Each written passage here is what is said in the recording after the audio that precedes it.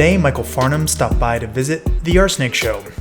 We discussed a wide variety of topics, including how he got into the Army, the process of becoming an M1A1 Abrams tank driver during Desert Shield and Desert Storm, and how warfare has devolved into World War I and World War II tactics. Michael and I also got into a number of different topics around how security VARs work, differentiation, and how to add value. Lastly, we discussed his security conference, HOU.SEC.CON, and his recent dive back into the podcasting world. With that, here's Michael Farnum. Hello and welcome to the RSnake Show. Today I have Michael Farnum. How are you, sir? I am doing well. How are you? Yeah, good. Made the long trek up from Houston, I see. Yeah, 2.5 hours. Not terrible. Mm-hmm. Not terrible. Not too bad. Just hot. Hot, was it? Yeah. Air conditioning doesn't work? No, it didn't matter. It's like 104 degrees. Yeah. They make some tints for your cars that I think actually does cut down on a lot of the heat in the car. Without actually changing too much of what it looks like, which is kind of neat. It's just a UV film on there. Oh. You can still see through it just fine, but it really cuts down on the heat. Might have to try that. Yeah, I was thinking about doing that in my car. Yep. One of these days. So I think we were talking about off camera. We've known each other for 12, 13 years, something like that. It'll be about 13 years. We met in 2010 when you came down for the HOU.SEC.CON, the cybersecurity show that I put on. All right. Yeah. Well, and in all that time, I have not heard your background, I realized. So okay. I think that might be a good place to start. Why don't you tell me kind of how you got into the military, for instance? College money. That was the big driver. Mm-hmm. That was in 89 is when I signed up. I graduated in high school in 90. So I signed up in 89 for delayed entry, got in the Army in July of 90 is when I went into basic training. Saddam did his thing in Iraq and Saudi Arabia and Kuwait and all of that. About a month after I got into basic training, and I figured out, well, I know where my future is in the Big Dust Bowl, and went over. So I got out in basic in November. The Army, when you're in a combat specialty, you have to do what's called one station unit training. You don't get to do basic and then AIT. You have to do all of it together. So it's basically 14 weeks of basic training. It was not fun. Mm-hmm. But we got out of there in November, and then I celebrated New Year's on the plane to Saudi Arabia. So I did Desert Storm, Desert Shield. I was, I'd say I was combat MOS. I was a tanker. I drove a M1A1 Abrams. So first of all, how do you get chosen, or how do you choose to be an M1 Abrams tanker? Well, that's an interesting story. So they generally give you a choice of what you want to do. So you take, if anybody's been in the military, you take ASVAB, which is basically a competency test. And they decide, are you going to do this? Or are you going to do that? Not? Exactly, right. I actually had, and it's funny because my brother-in-law, who just graduated, or not graduated, but retired from the military, was a recruiter for a while. So he could go all the way back into 1990 and look at my ASVAB scores. And he was like, why were you a tanker? You actually had really good ASVAB scores. And I said, well, if you go back and look, even though this was in 89 when I decided what my career was going to be, or what my MOS was going to be, they were signing up more tankers in 89 because pretty sure they knew that Saddam was going to invade or something was going to happen in that region. CIA has a pretty good knowledge of these things. So if you go back and look, we had more tankers in basic training than all the history of Fort Knox basic training, is where it used to be the Armor Center was. So they were pushing people basically to get into armor, just about everybody. And so we had a huge company, and there were several companies at Fort Knox graduating all at the same time. So I said, hey, and they showed me that old commercial. I don't know if you remember that commercial of the M1 jumping in the air from one ground piece of earth.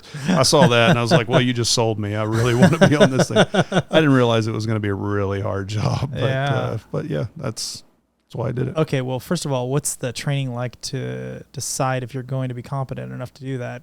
It's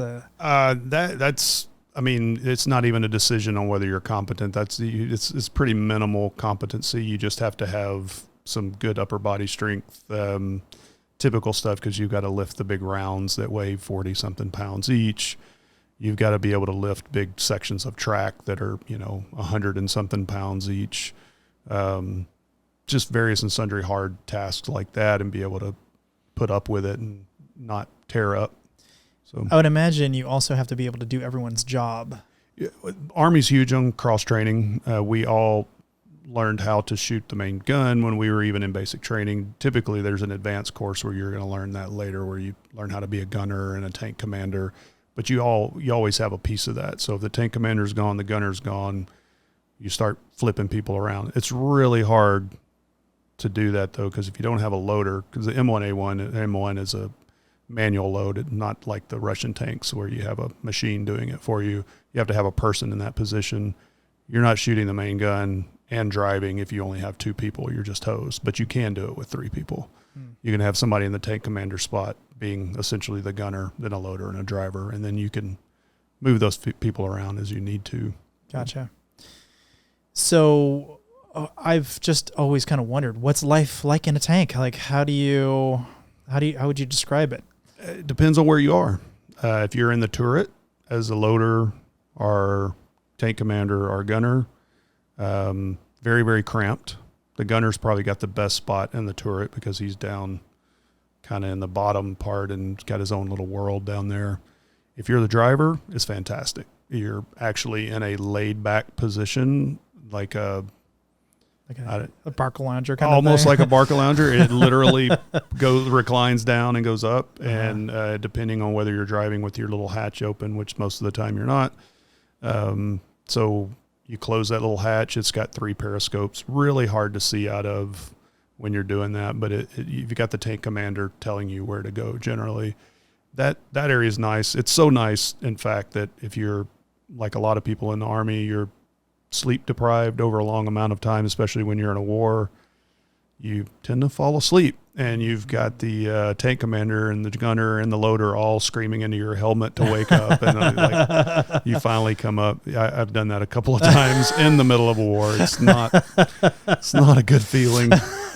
But yeah, it's very, very comfortable. But generally the whole thing's just really hot, though. It depends on, you've got heaters in the winter. You've got nice heaters in there. In the summertime when it's hot, you don't have an air conditioning per se. So I say that this was 1990 to 92. They may have added some stuff. I don't think they have.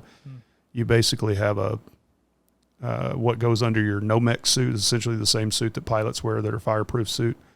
There's a air vest that goes under there that circulates air, and it's actually part of the chemical biological system in the tank. And you hook that up to the air system, and it just blows air through your NOMEC suit. But everybody in the turret, it's really hard to do that. The only time they definitely do that in the turret is when you have a chemical biological attack, and you hook that up, go to what they call full MOP 4 for those who know that, and put on your mask and everything, and it blows air through there. So the tankers have a unique chemical mask that they wear compared to the ones that have the big things right here. It's completely different setup. So I'm a little surprised they don't have some kind of air conditioning. How do you do that in Saudi Arabia? I mean, you use that air conditioning system, and it just blows air through your suit. And you're just generally hot. That sounds pretty miserable. Yeah. Well, when we were there, with the exception of towards the end, the actual ground, it had rained more that year. It was actually cool most of the time we were there. When we first went to go get deployed from where we were when we first got there, we were driving our tanks out, and it was actually really, really cold and rainy. It was a weird year. Take into whatever spiritual thing you want to put into there, but it was interesting how it was completely different. There were grass and flowers and all kinds of stuff. Wow. When we got to certain spots, it was really, really interesting. Sounds kind of pretty, actually. It was beautiful. And you had to think how long that grass and those flowers had been dormant in the earth and then sprung up, and there were fields of grass and flowers. It was really nice. Not everywhere, but sure, in a few places. So. Yeah, that's great. Yeah. So I would imagine claustrophobia plays a pretty big role in whether you'd be allowed to do that or not. Absolutely. Generally, height does as well, but what is it, like just too tall, you can't fit in physically? I'd say I would say that should be a problem. I think they're more restrictive of that, like in other countries, especially Eastern European countries or Russia. I had a friend, Reggie, that was in with me, that deployed with me, that was 6'6".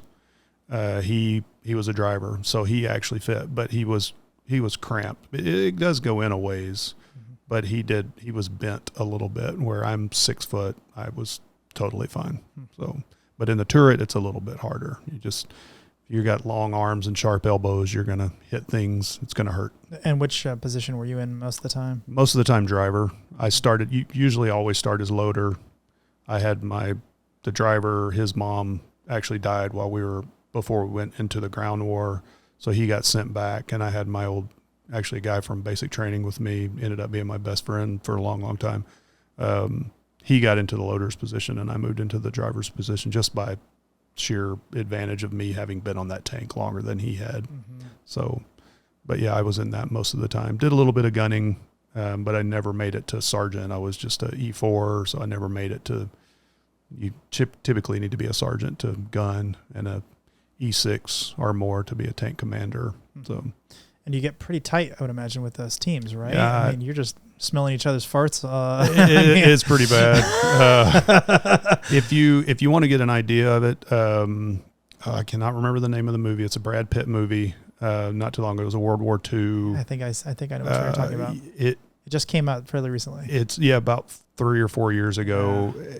Absolutely 100% spot. Now, it was in a different tank, obviously, but from a crew perspective, 100% perfect how the guys talk to each other and just mess with each other. And there's probably a different aspect to it now, because it's, I guess, women can be in those roles now too. I don't know of any that have been in those, but with dudes, there's like a certain dynamic always messing with each other. And yeah, it gets pretty bad in there. So, and you get all kinds of different personalities. If you watch the movie, there's one guy that was extremely religious, right? And you always have all these different personalities, and you just have to learn to deal with each other. Was that World War I? Was that? No, that was World War II. It was World War II. Yeah, they had I got a few friends that are going to be mad at me because I can't remember the nomenclatures, but yeah, World War I was the big old British long tanks, and that they didn't really fight, and they were more infantry support then. It wasn't until after World War I. Was it Bradleys? No, Bradleys are modern. They are actually less modern. They're starting to get phased out, but they started in like the late 80s, late 70s, early 80s. They came along right about the time the M1s did, the Abrams. Bradleys are infantry. And the Tigers were German. I can't. It's the Sherman. Sherman is the there tank. You go. Yep. That's the right. Sherman is that's the tank. Right. Yep. So, in combat, I mean, that's got to be a pretty intense situation. I mean, you don't want to get too close to the adversary, I'm imagining. You want as much standoff room as you possibly can, but I imagine it's a lot of game of hide and seek. And well, the advantage of the M1 is that we could see them before and hit them generally before they could even see us. Our range was, and I don't know that it's ever been, because it's the same main gun that's never changed. I don't know that it's ever been completely declassified on what the exact range, like top range. I've been in some really long, we didn't shoot that far in combat, but on the range when we were practicing, we've shot a long way. So yeah, we were not up close and personal type people. We were, not like artillery, but definitely not infantry. I say it all the time, from combat experience that I had compared to what like my brother-in-law had to go through. He's quite a bit younger than I am. What he had to go through when he deployed in Iraq and Afghanistan and fighting house to house and those kind of things. It was intense, don't get me wrong. And I've still got a little bit of jitter from some of it that I've discovered recently by watching like American Sniper, and didn't realize I had a little bit of PTSD from this stuff. But my brother-in-law he's just retiring, and I would imagine he's going to be 100% disabled from the injuries and the PTSD and stuff that he's got. I mean, he's still doing well, but they were much more intense than we were. Kind of sneaks up on you. It does. American Sniper, if you've never seen that, the scene in the beginning where there was a call to prayer right at the beginning where he was sitting up on a roof. And I had never watched it. It was the first time I'd watched it, and I didn't go to the theater. I didn't think anything. It's a war movie. I'm going to watch this thing. And I was sitting on my couch watching it, and my wife was walking around doing something, and it came, and she literally was like, "Are you okay?" And I was starting to curl up and was white as a sheet. I mean, whiter than I normally am. Mm-hmm. And she was like, I said, "Yeah, I'm going to have to turn this off." I finally watched all it. I kind of forced myself to do it, and I love the movie. The movie was great, but I was not expecting that at all. It is a really weird feeling. That one and Lone Survivor, I think, are probably the most accurate from what I can tell depictions. Yeah, that one. And I met him. What's his name? My mind's not working on names right now. Yep. Yeah, I met him at a book signing, had him sign my book, and he had a lot of back problems. I think he's got a lot of that stuff fixed, but from his time, he was severely messed up, and you could tell he was in a lot of pain going through that. But yeah, that was a very well done movie from what I understand as well. Mm-hmm. Never met a Navy SEAL, so I can't, but I'm pretty sure it's pretty accurate. Mm-hmm. So I kind of always wanted to get a tanker's perspective on this. Mm-hmm. There was one day in, I think, the second Gulf War, if memory serves. No, I think maybe it was the first one, because it was coming back from Iraq, coming back from Kuwait, rather. There was a large column of vehicles, armored vehicles, non-armored vehicles, just kind of a mess. Tap Line Road. Yeah. I was there, yeah. And A10 just kind of went through and picked off a huge amount of that column. It was A10s, it was bombers. They sent just about every combat plane they had that could carry some kind of munition, they sent that way. That's one of those things that the U.S. military is kind of strangely not super proud of. You don't really see it talked about very much. It's hard to get really great stats on what actually happened that day, but it kind of looks like, to your point, probably many, many different airplanes, but it's sort of told as if a couple of A-10s more or less took out a good chunk of the column by themselves. Obviously, other support vehicles did cleanup work and did a lot of other damage, but it was mostly planes. That A-10s can do a lot of damage, but I drove that road not too long after, saw not great things. That there's no way just A-10s did that. They wouldn't have enough munitions on a couple of A-10s. Then there were craters by the road. There was some heavy munitions that went off to take them out, and it was a mess. We got there, and a lot of the clearing had kind of started, but there was a lot of places that were still, I can't describe what it was like. And we drove right up that road to get, because they were all trying to escape. And one of the things that we were disappointed in was that they had stopped us, when we called the ceasefire, essentially. And we were and I was in the 7th Corps. So again, I was an E2, so I was a private, so I didn't have all the insight, but I was also on the executive officer's tank. So we were the communication hub for our company. So I knew a lot of stuff that the average private wouldn't have known. And we were on the way to go around and cut them off and from escaping the Republican Guard and all that stuff. And to this day, I still, I'm not a general, not Colin Powell. I don't think Schwarzkopf would have called that ball. I think he'd have been like, go get him. Mm-hmm.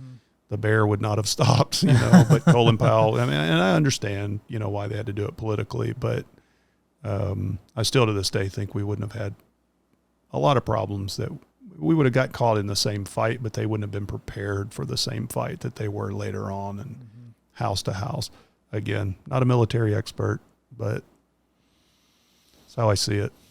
Still gives me weird chills thinking about all that.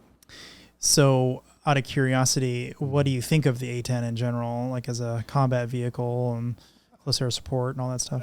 If they ever get rid of it, they're making a mistake. They've tried numerous times. It is one of the most perfect platforms I've ever seen. I've seen that thing in action. I've seen it. I was looking at a bunker complex that we were going to have to, we didn't have any good, we had a platoon of infantry with us. We split off. So we had Bradleys, to your point. We had two full platoons of M1s, then a headquarter platoon, which I was in, which is 2 tanks, and then a platoon of Bradleys, and with all the infantry support with them, which is a pretty good tactic. Like if you've got to stop, then you deploy your infantry out to watch your rear, that kind of thing, and make sure nobody's coming after you from the sides. And we saw a bunker complex in front of us, and we're like, we're going to have to go clear that out. But we didn't have our full complement of infantry support at that time for some reason. Mm-hmm. So they were like rear support or whatever. Yeah, I can't remember why they weren't there. And so they were like, look, we're going to have to clear this thing. And they were going to send all of us tankers, put us on the ground to clear this thing. And I'm like, we haven't fought like that since, we never actually fought. We've not practiced that since basic training. This is weird, but okay, I guess we're going to have fun. Well, they said, well, before we go in, we're going to send in a couple of A10s, and it sounds like a weird way to say it, but it was a beautiful thing to watch from not the receiving end of it. Mm-hmm. And by the time they got done, and it's a beautiful dance that they do, and they fly up, come down, and they're so slow. You're like, how are they not getting just absolutely destroyed? It's because they got a backup to a backup to a backup. They're just massively well-engineered machines. So when we got there, it actually got to a point where like, are you going to leave anything for us? Mm-hmm. We got there, and everything was pretty much gone. We did actually catch, I got a medal along with a couple of guys for catching a POW, because we were walking around with a lieutenant colonel rank in the Iraqi army showing us around, and one guy came out with an AK-47 ready to shoot all of us, and we all locked and loaded on him. We were ready to go, and he gave up really quick. The colonel told him to stop. But if the A10s had not been there to do what they did, we would have had casualties, massive casualties. I think it would have been pretty bad, because there were a lot of people in there, and by the time the A10s got done, they were either gone or had given up. So what do you think? A10s are pretty formidable. Absolutely. What do you think, let's say, counter-militaries, tankers fear the most? Is it A10s? Is it other tanks? Is it other types of munitions, like IEDs or mines, or what do you think? I don't think, because we don't really, our military typically doesn't use mines, because we've signed on to that whole treaty to not use those that much. I know we have cluster munitions. We have cluster munitions, and that's a whole controversy, because we're giving those some of those to Ukraine. I think A10s are probably top of the list. Some of the tanks that are out there, they're not our enemies, but if we were to go up against the Israeli tanks or the Challengers or the British tanks, we would have a hard fight. And the newer tank, like the T90s and that kind of, for Russian tanks, are very, very strong, very, very good tanks. I think what they fear most, and it may sound cliche, is our training. Because what we talked about earlier, we just have superior training all the way around, and we've done a lot of work to cross-train the soldiers to do other jobs, to know why you're doing things. People don't understand how important context is. Mm-hmm. Our military there's always an element of do what I say, because you got to do what I say in this moment in time. But there's also very much a built-in context that they talk to the soldiers about.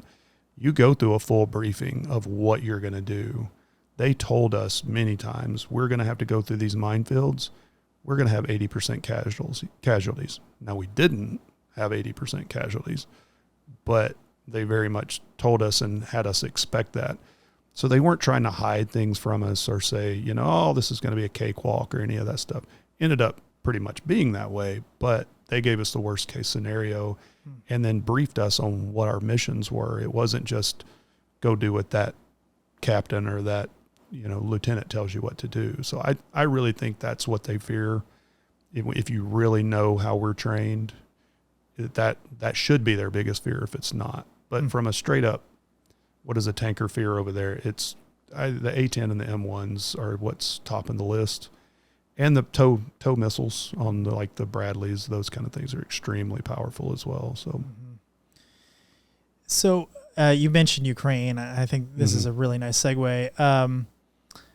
I think it's very weird that we are seeing so much tank warfare in Ukraine. I guess if you had asked me before the whole thing went down, I would say, it's probably just going to be a lot of lobbing missiles and, just dropping the troops off with helicopters or whatever, and that's it. It's just going to be a lot of going door to door, kind of like what we saw in Iraq. Yeah. And very little tank battles. I mean, really, if any. But boy, is that wrong. Tons of tank battles going on daily. Yeah. And then the other thing I thought was very strange is they've gone back to World War I tactics. A lot of trench warfare. Oh yeah, absolutely. Like massive amounts of trench warfare, which just that's shocking to me that's what we've ended up with is World War I or World War II tactics. They're fighting in fields. They're not fighting in the cities. I mean, the Russians have done a massive amount of bombing of those cities and destroying the buildings. So where else is there left to fight if you're not in some major complex? It's in the fields. I mean, that's just where they end up. And there's a massive amount of empty land in Ukraine to take advantage of doing that very thing. And but I agree with you. I was not expecting that. I thought it was just going to be hand to hand and like in cities, when you're having to fight real fast and go, it's really, really interesting. And it's brutal. And it also isn't particularly one-sided either. I also figured this would be a fairly one-sided fight. The Russians would roll in with their, 10,000 tanks or whatever. And, if they were going to roll in with tanks at all, they would just crush them just by volume of, of resources. And it certainly hasn't gone that way. They've exposed themselves quite a bit.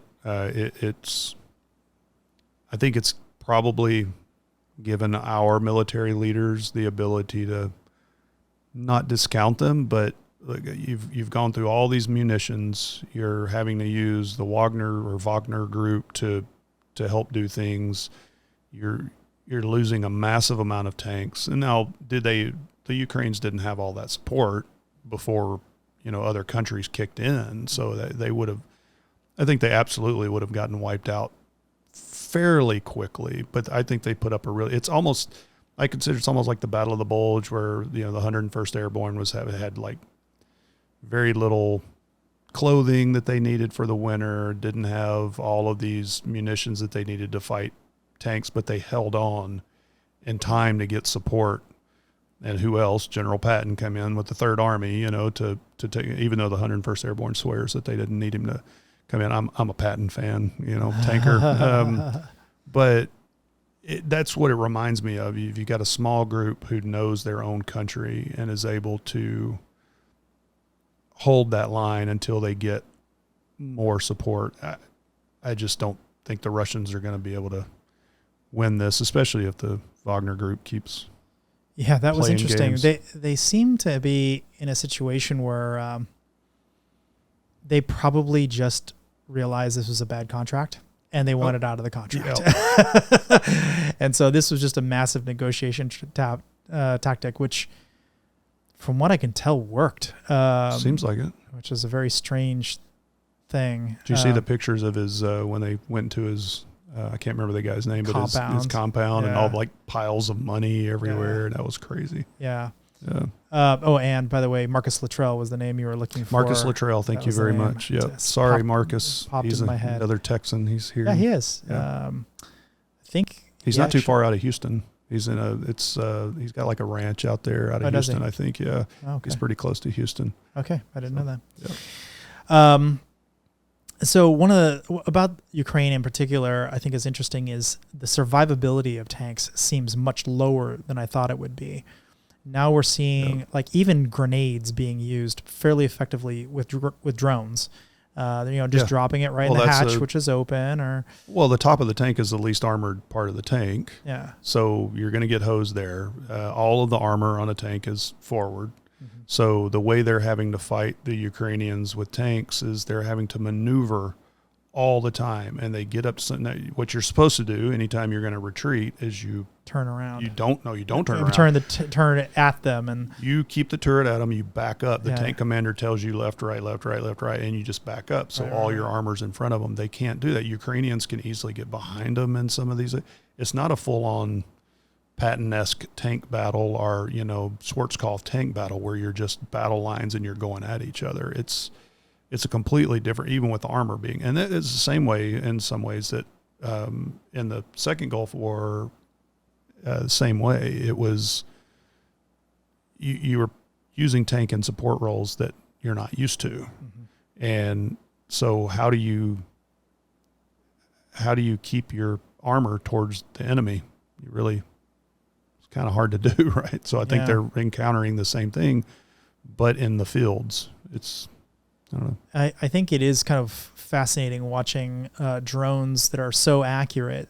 There was one in particular that just blew my mind. There was a tiny little stove like pipe that was in a bunker. I saw that, yeah. And they just dropped the grenade right down that stovepipe to get into the bunker. Those guys are fantastically accurate. It's crazy. He just kind of set the drone on top of the pipe, dropped the grenade, and I thought it was from a heart. Maybe I saw a different one. Okay. No, he just he just drove right down to it, dropped the grenade, and pulled the pin off by pulling away. That's brilliant. And flew away. And that level of accuracy is, that's beyond pinpoint precision. That's not just hitting the target. That's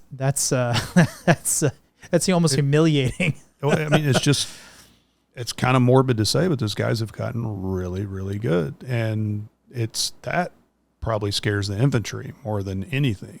As you just imagine, you can't get a moment's rest as you've just got guys that are dedicated to sending drones after you.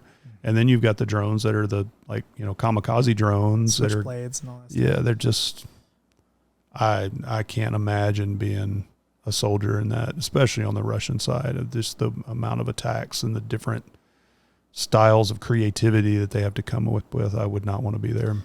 So the Russian tanks have a weird feature where they pop. The entire center just pops off. When it gets hit and the turret pops off. Yeah, the turret just gets ejected, and not just like slightly ejected, like a football field away kind of thing. It's because of how their ammunition is stored. Right. Yeah. So the Abrams does not have that feature. Call it. They've got it all in a compartment, and it has blow-off panels on top, and it shields the crew. So if it gets hit in that area, it all shoots up, straight up, and you can see it on the top of a turret of a tank. They're designed to blow off. So it keeps that from happening. I remember reading somewhere that if you play enough like tank battle simulation kind of over and over and over again, what you find if you play it long enough is that the Russians, they might have the approximately same amount of casualties of tanks. Like the tanks might equally get disabled. Yeah. But the survivability is 0 in a Russian tank. The crew survivability is 0. Whereas in the Abrams, it might be like 20% or something, which isn't great. Or maybe call it 25 just to make the math easy. That means 1 in 4 tankers will come home. It's usually the driver because he's not in the turret. Okay. And he's got more armor around him than anything. Okay. Anybody. So let's say that that's the case. Yeah. You at least have one person who can now man another tank. Yeah. And continue that battle enough times, play that game enough times, and you'll eventually have an overwhelming force on the American side. Absolutely. Just attrition. Yeah. Basically. Attrition. Yep. We generally don't have to depend on that because our tanks are just generally superior, but they catch up eventually. I saw an article the other day my brother-in-law sent me that the M1, they're trying to come up with the next phase to replace and then replace the Bradley, which they've already done to some degree with some of the more Marines. I can't can't remember the name of that vehicle. But the Bradley and the M1, I think now they've been saying that the M1's, it's very much like I compare it to the A10, the Warthog. They've been saying that's going to go out for years and years and years and years, and it just keeps coming back because it's such an awesome vehicle. Abrams is the same way. The platform, you can upgrade that thing almost infinitely. The Bradley's harder to do that with, but the M1, you can just take all the innards out and start over. I mean, you can do all kinds of stuff, and they've done it. It's like, I think we're at the A4 or A3 or A4. Mm-hmm. So it's, I don't know. I don't see them getting rid of it. We keep thinking these battles are going to change, and they don't. So the one reason I have seen 2 upgrade is that the M1A1 through 1 and 2, I think. I'm not sure about 3, because I think 3 is the one that they're designing, if memory serves. I think the 3's out. Is it? Okay. I'm pretty sure. I might get this slightly wrong, but is that it runs around 80 tons, which is a pretty hefty with the vehicle. uptick in the armor that they've added. Yeah. Used to be about 63, and then it's gone up and up and up. Yeah. Right. And now with the AbramsX, by virtue of getting rid of one person, using an auto loader instead of a human loader, they've now got it down to closer to 60 tons. And in terms of being able to recover vehicles that get stuck for whatever reason they get stuck, it turns out that 60 tons is much easier to do than 80 tons. Yeah, it is. It's gotten harder, but what they had with the M1 and the M1A1, because the M1 had a smaller gun, it had 105 millimeter, so it by nature and the rounds and everything were a lot lighter. When they added the 120 millimeter, which can shoot NATO rounds, and the rounds themselves actually got heavier. What's weird is like the casing is cardboard, literally like cardboard, and it all burns off. Whereas the M1 was a full shell. So all you get is an aft cap, but you've got the rounds are bigger. There's more powder in them, all of those things. So, and the space that you had to do, they've made them heavier. So they went from like 60 to like 63, 65. They started up armoring them to get them more hardy, and it's gone up. So I think they'll probably go to something smaller and more versatile and more agile, but you can recover it. I think it seems like they would go lower than 60. So the other thing was that it's moving away from a gas turbine to an electrical hybrid vehicle. And so presumably that will give them better range. Or better fuel economy or something. Because we joked that you didn't get miles to the gallon, you got gallons to the mile. and it's true. Probably pretty close. It takes something like 8, it did back when I was doing about 8 gallons to even start the engine. And it was, the same turbine engine from what I understood that was on the Black Hawk helicopter. You just didn't use that for the propulsion, the actual push. But there's versatility in that engine, though, that you can burn gasoline, you can burn diesel, you can burn jet fuel, kerosene. You can pee in the tank almost and like have the thing go for 20 miles. It's just crazy. Sorry. So it was extremely versatile that way. I haven't seen the stats on the electric hybrid. I don't think they're out yet. Yeah, I imagine we've got them on vehicles. I mean, if I would have waited a little bit to buy my new Tundra, they just weren't out yet. I would have been able to get an electric hybrid engine in that, and the fuel economy on those supposedly is fantastic. It's not an M1, but you know what I mean. It's so I don't know. It'll be interesting to see. All of them are going to have different issues. There's a lot of intake issues, air intake issues with the hybrid or with the turbine engines. We had this plate that you had to pull off and literally called it the bitch plate to get the thing off. And it had 2 big air packs that you would have to constantly blow out to keep, especially in the desert. So there's issues with that too, that supposedly they won't have all of those problems with the new hybrid engine. So interesting. Yeah. And no more 8 gallons to get it started. Now you can just go off of a charge, right, to get it started. And you're probably running a ways on electric before it even kicks in. And it's not the same starting mechanism, starting engine and everything. So I imagine it just probably Starts more of right a up. start right up instead of have to. I miss the sound of a good starting turbine engine though. It was a lot of fun. Yeah, they could do it lots of different ways. Like big flywheels is another way, but then you kind of run into other issues with big flywheels. So a lot of maintenance issues with some of those when you get out there in the middle of the desert. I mean, we had to pull a whole, what we called the engine, we call it the pack, out of our tank to replace what was called a wine cup seal because it looked like a wine cup. And you could not get to it from the bottom of the tank unless you pulled the whole tank. And it was literally this big. And that was causing an oil engine leak.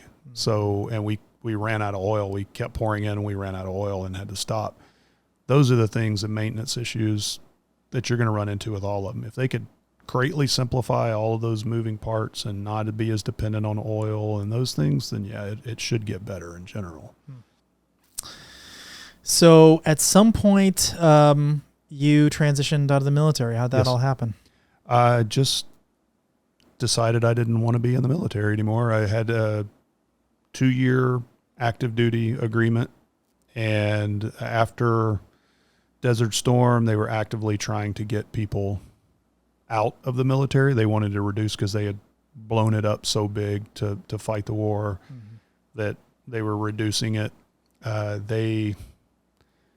Quite frankly, I think they were just telling all of the commanding, like sergeants and everything, to just be jackasses to everybody and see who had enough gung-ho in them to stay in and deal with that. You apparently did not. I did not want to deal with that. I did not deal well with that at all. That is not me. I don't like being micromanaged like that. I was like, no, I'm done. To cut the grass with scissors. And it was literally pulling the mattress off to find dust on the springs. And now you can't, your leave is canceled. You got to stay in all weekend and clean the barracks. It is stuff that you see in military movies that actually had never happened outside of basic training. And because we had an open base, we could go and come as we pleased on that in Fort Riley. They can't do that now up in Kansas. But yeah, I left. Or get stuck in the barracks cleaning all weekend when, we were next to a college town. I mean, you know how much fun is going to a college town when you're a young guy in the military. Sure. So I was like, no, I'm not going to put up with that. But when you do go in, the way I'd signed my contract, generally you have an 8-year commitment where they can call you up within that 8 years. They messed up on mine and did 7 years, but I had a commitment to either go in the reserves or National Guard. I wanted to get out of tanks because I was tired of it. Let me do something else. So I went to the National Guard. If you know where Brenham here in Texas, where Bluebell Creamery, for anybody who likes ice cream, our National Guard armory was right by that creamery. So I went there for 5 years, was a combat engineer, got to blow things up. So I still got to do cool things. But yeah, I just didn't want to be active anymore. National Guard is actually in a lot of ways harder than the military because the military, at least they get you up at 6 o'clock every morning to go run and you kind of have to do PT. In the National Guard, you kind of have to be self-motivated. So it's a little harder when you have to pass the PT test in the National Guard than it is the regular Army because you're not doing that generally unless you're super highly motivated. Sure. Which of course you are. Absolutely. Every day I was running 10 miles. I don't run unless a bear's chasing me generally. So yeah, I did that for a few years. So I stayed with it, but I wasn't that gung-ho. I enjoyed my time. I enjoyed serving my country. I really did. That's no BS. I got a history of military service in my family. My brothers were in, my dad was in, my grandfathers, uncles, all of that. So very proud of that service. I just figured out that I was not a career guy. Interesting. So I just decided to go back in, and I've always wanted to be in a technical career of some kind ever since I was in high school. So I said, I need to get out and find my way into that. And that's what I did. That's great. And then, so technology was the next step, it sounded like. Kind of, sort of. How'd you stumble into that? Well, so I grew up in backwoods Mississippi in this little bitty town, and I was probably the only kid that had a computer. My dad had a friend who actually in the 80s traded stock online. Well, not online, but via a modem. And he upgraded from his old, if you remember the old K-Pro computers, the self-contained K-Pro computers. Okay. He upgraded from that to an Apple. And so my dad bought that computer for him, and I had a computer. So I knew I wanted to do it. I got out. My dad got me a job actually doing land survey work. So I was exploring that because there was a lot of technical, CAD work, CAD drawing, all of that stuff. Got to go out in the fields and work in 98, 102 degree weather, kind of like it is now, and cut through the middle of the woods and all that, and decided this is not for me either because it's going to take a long time for me to get into that. I had to go into civil engineering and do all of those things, and I wasn't sure if I wanted to do that. So I started going to college after the Army. Was dating a girl before I met my wife, was dating this girl whose mom's boyfriend owned a computer repair shop and networking and things like that. So I got a job there just working on, it was 386 computers at the time, then moved into 486s, 586s, just built those. My boss gave me a book one time and said it was a Novell 2.something book. For those who are familiar with networking, Novell was the old networking company before Microsoft was doing it all. He said, read this and figure out, hook that computer to that computer on this other. And ironically enough, it was a stock trading company I was doing that for. So I kind of made a full circle from that stock trading thing my dad's friend did. And that's just kind of where I went from there. And I did IT, I don't know, until probably right about 1999. From 94 to 99, I was just pure IT, got into wide area networking, local area networking, did all those things, saw the big Cisco Catalyst switches and fell in love with them and all those things. Mm-hmm. And then I saw my first Linux firewall, and just had these cool screen stuff going across the screen. I was like, whoa, what is that? Fell in love with cyber and, moved into, got into checkpoint firewalls and those kind of things, and the NetScreen firewalls, and then just everything else. And it just kind of blew up, and I got into cyber, got my CISSP back in the day, and decided, okay, this is a career for me. So it wasn't no glorious, God rest his soul, Kevin Mitnick type of story, didn't get thrown in jail or anything, or I do fully believe. Wouldn't recommend it. Yeah, I know. I mean, there's still time. Yeah, I'm going to try not to. I'm going to try not to. I do contend that my family almost moved to Houston. My dad's from Houston. My mom's from Mississippi, and we lived in Mississippi where I grew up. I do contend that if we had moved back to Houston and I had that K-Pro in the mid-'80s with that modem, I would have gotten in trouble. Mm-hmm. But I wasn't a freaker, so I didn't go try to figure out how to, and there was no friends to ask in backwoods Mississippi. I mean, if you weren't fishing, hunting, or swimming in the swimming hole, you weren't, or racing cars, you weren't really, I was that true geek that everybody was like, who is this guy, right? I didn't have anybody to ask, so I didn't know that I could get into some phone lines and not have to worry about the phone bill. I knew I could call somebody on this thing. I figured that much out, but I didn't know how to do that without calling into a bulletin board system up in Jackson, Mississippi. And, my mom going, why is my bill $300? So I didn't know how to do that. If I'd have been in Houston and everything would have been local calls, I would have been in trouble, I'm pretty sure. So I'm kind of glad that didn't happen. Yeah, when I was first getting into telephone stuff, because that's a phase a lot of hackers go through. Yeah. Especially back then when telephones were more analog. Yeah. And no one had cell phones. Or they were big bag phones. They weren't like we have now. But a buddy of mine we clipped into telephone poles, and we're making free phone calls through that. And I contend that we did not go to jail because we had no one to call. We didn't know anybody. Didn't know who to call. Well, here's the scary part of this is that my dad worked for the phone company for a really long time. I didn't know that until, I knew he did something with it, but he used to climb the poles. He had I used to play with this phone when I was a kid, the handset. Lineman's phone. Yeah, I had that thing. I didn't really know anything about it. If I had just asked my dad, I would have been able to do all of this. My dad was a Southern Baptist preacher and built houses and stuff. Before he did all of that, he was a phone guy. I could have asked him and figured all of that out really glad I did not. I would have been in trouble because I would have done stupid stuff. Well, it's surprisingly easy. And so, and even without the layman's phone, you can still do it. It's surprisingly easy. But it did require a little bit of ingenuity, and we were smart kids, so we got into no trouble, but we we could have very easily. So you got into becoming at some point more on the SE side, solutions engineering, sales engineering, whatever you want to call it. Tell us a little bit about what that is like. What's the life of a SE? So much different than a practitioner. It's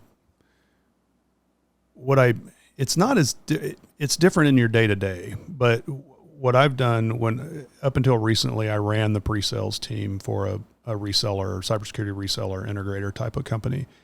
And the people that I hired into that role, I always wanted to hire former practitioners. And my boss at the time and other people in our recruiter that we use to help find these people, they're like, you need to find people who are previous pre-sales. And I said, I am finding people. They were like, no, you're not. I said, think about it. I said, if you're a network engineer, architect, security engineer, security architect in a practitioner role, what is your job? Is to solve problems.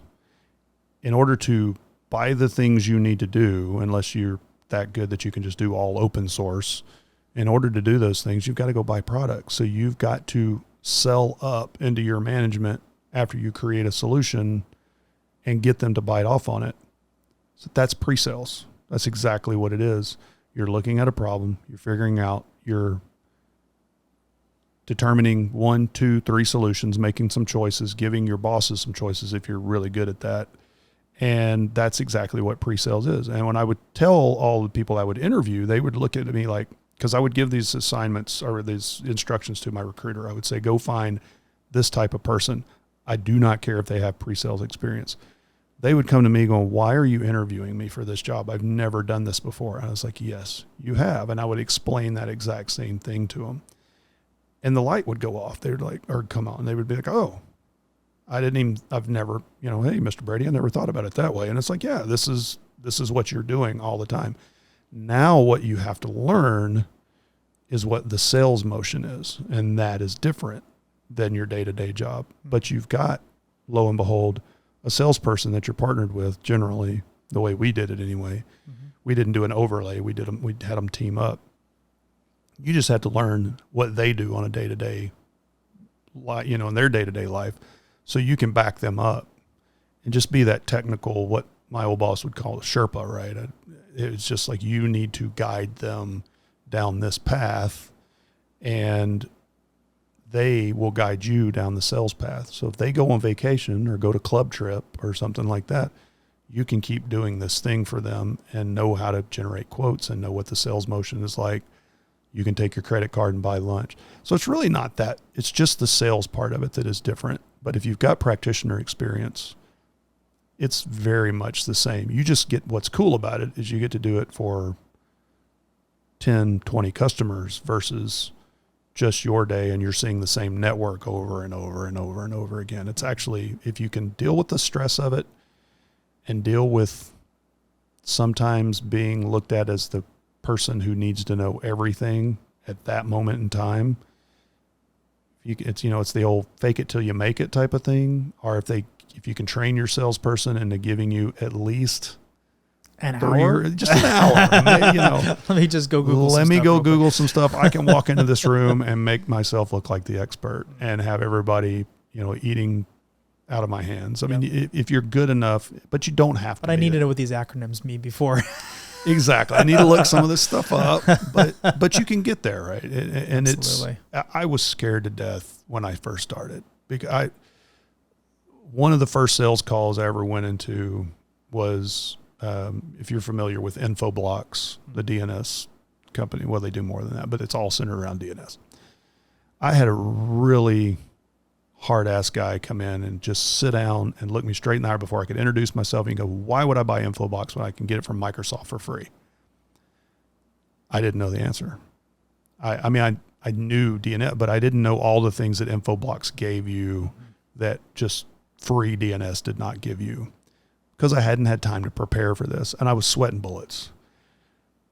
Luckily got one of the SEs from Infoblox on the phone who was almost on his deathbed. He was so sick. That's why he wasn't there with me, because I was expecting him to back me up. So my idiot self had not done the research like I should, but I also didn't have a ton of time to do it. So he finally got on the phone and was able to explain it. They ended up buying. So, but I learned a ton from that. And then died. Yeah, no, he did not. He is still alive to this day. I know this. I think I'm having lunch with him in a couple of weeks. So no, if you can get past that stress of it and learn those lessons, and that's what I try to tell the guys when I hire them into this role, is to just train your salespeople. I'm giving you enough time. You're always going to have that one that doesn't give you enough time. I also try to keep them as much up to speed on the technology as we can get. I make sure they're enabled. We get the vendors to come in and do the training for us so they can stay up to date. And I purposely, one of the things I do when I hire them too, is I do a scenario interview along with the regular interview. So I look through their resume and find something that they don't have expertise in. And I give them a week to come up with a proposal, how to solve the solution. And they have to go research it themselves. And if they come back and do a good job with that and can convince me of it, then that's really the last straw. I'm like, okay, you're good. But I've literally had a PhD sitting in the room just sweating, freaking out. He could not do it. All he did was go to Gartner and look up things. And I was like, that's not enough, bud. Mm-hmm. And so those, I mean, if you can train those things, that pre-sales motion is something they've already got. So I did an interview with Kyle Kephart from White Hat and eventually Tenable. And he said that sales is basically, its whole role is to fill in the gaps that the product doesn't. Because if the product did everything it should do, you wouldn't need sales. It would just work and people would just have it or be able to buy it so easily, sales wouldn't be involved at all.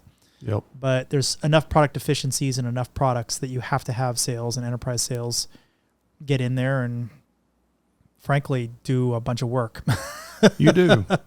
It's very rare. Our the vice president of the sales where I'm at now at Trace 3 is my day job. He's been extremely successful, but he'll be the first to admit that he's smart to how he does it, but he goes and looks at tools that are about as close to being perfect in what they do as you can get. So like think RSA secure ID tokens. They had one job. Now setting up all the infrastructure might be difficult, but they had one job, was to give you that little code so you could have multi-factor authentication. I think he's still getting commission on those things. They're still around. Yeah. So those are the type, but that's a rare type of WebSense back in the day was the only one that did what it did really for URL filtering and did it extremely well. He sold a ton of that. He worked there too. Proofpoint, email security, the best at it at its time. He sold a ton of it. Very rare for those types of companies to exist to where that tool does exactly what it's supposed to do. And everybody, FireEye, he never worked at FireEye, I don't think, but those the same way. Mm-hmm. So yeah, but the rest of it, when I interviewed, I've worked at a vendor twice as an SE. I've never worked as an SE at a vendor, but I've trained SEs and vendors. And the reason I didn't go as an SE as a vendor, because my first interview was with Juniper, I think, and Juniper asked me the question in the interview. They said, what if we go in there and you find out Cisco's a better fit? I said, I would tell the customer that Cisco's a better fit. They're like, you can't say that. And I was like, well, what am I supposed to say? I was so idealistic. And they said, okay, you're not going to be a fit for us, but here's Cisco. No, here's a reseller where you can sell multiple things, who was a great partner for Juniper. And I ended up working for them for 7 years, which is Accuvant pre-Optiv. Sure. And wonderful success there because I could be honest with my customers generally. But if you went in with a partner, you had to ride with that partner. So I really enjoy being able to bring multiple partners into it and doing a bake-off. That's where I really shine. Have a good time with it. Mm-hmm. Well, okay, let's shift a little bit and talk about VARs, because I think you have some pretty strong opinions about VARs in general. So first of all, for those who don't know anything about VARs, what are they? What are they for? So what it officially stands for is a value-added reseller. So you've got companies who are just resellers of, and that could be anything. That's just not cyber. That could be toothpaste. It doesn't really matter.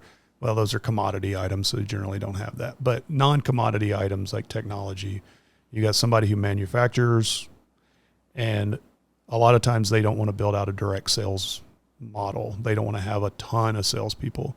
So what they do is build out, they have a few of those, a few SEs, and then they have what's called the channel, which they have people who all their job is channel sales and channel technical people is to go talk to resellers. And the resellers are all over the country or all over their territory or whatever it is. They can expand their sales arm tremendously, that vendor can, by having a bunch of different resellers sell their stuff. Seems very hunky-dory, right? You just have all these other companies do it. Problem is that other company does not just want to sell your technology. They want to sell other technology. Now, some of them can, like Cisco resellers, can make a lot of money just doing Cisco, but most of them, you can't do that. So they go sell a whole bunch of stuff. So what inevitably what happens is they'll start selling your competitors as well, because maybe they're selling, instead of Checkpoint, they're selling, whatever, Palo Alto firewalls. Mm-hmm.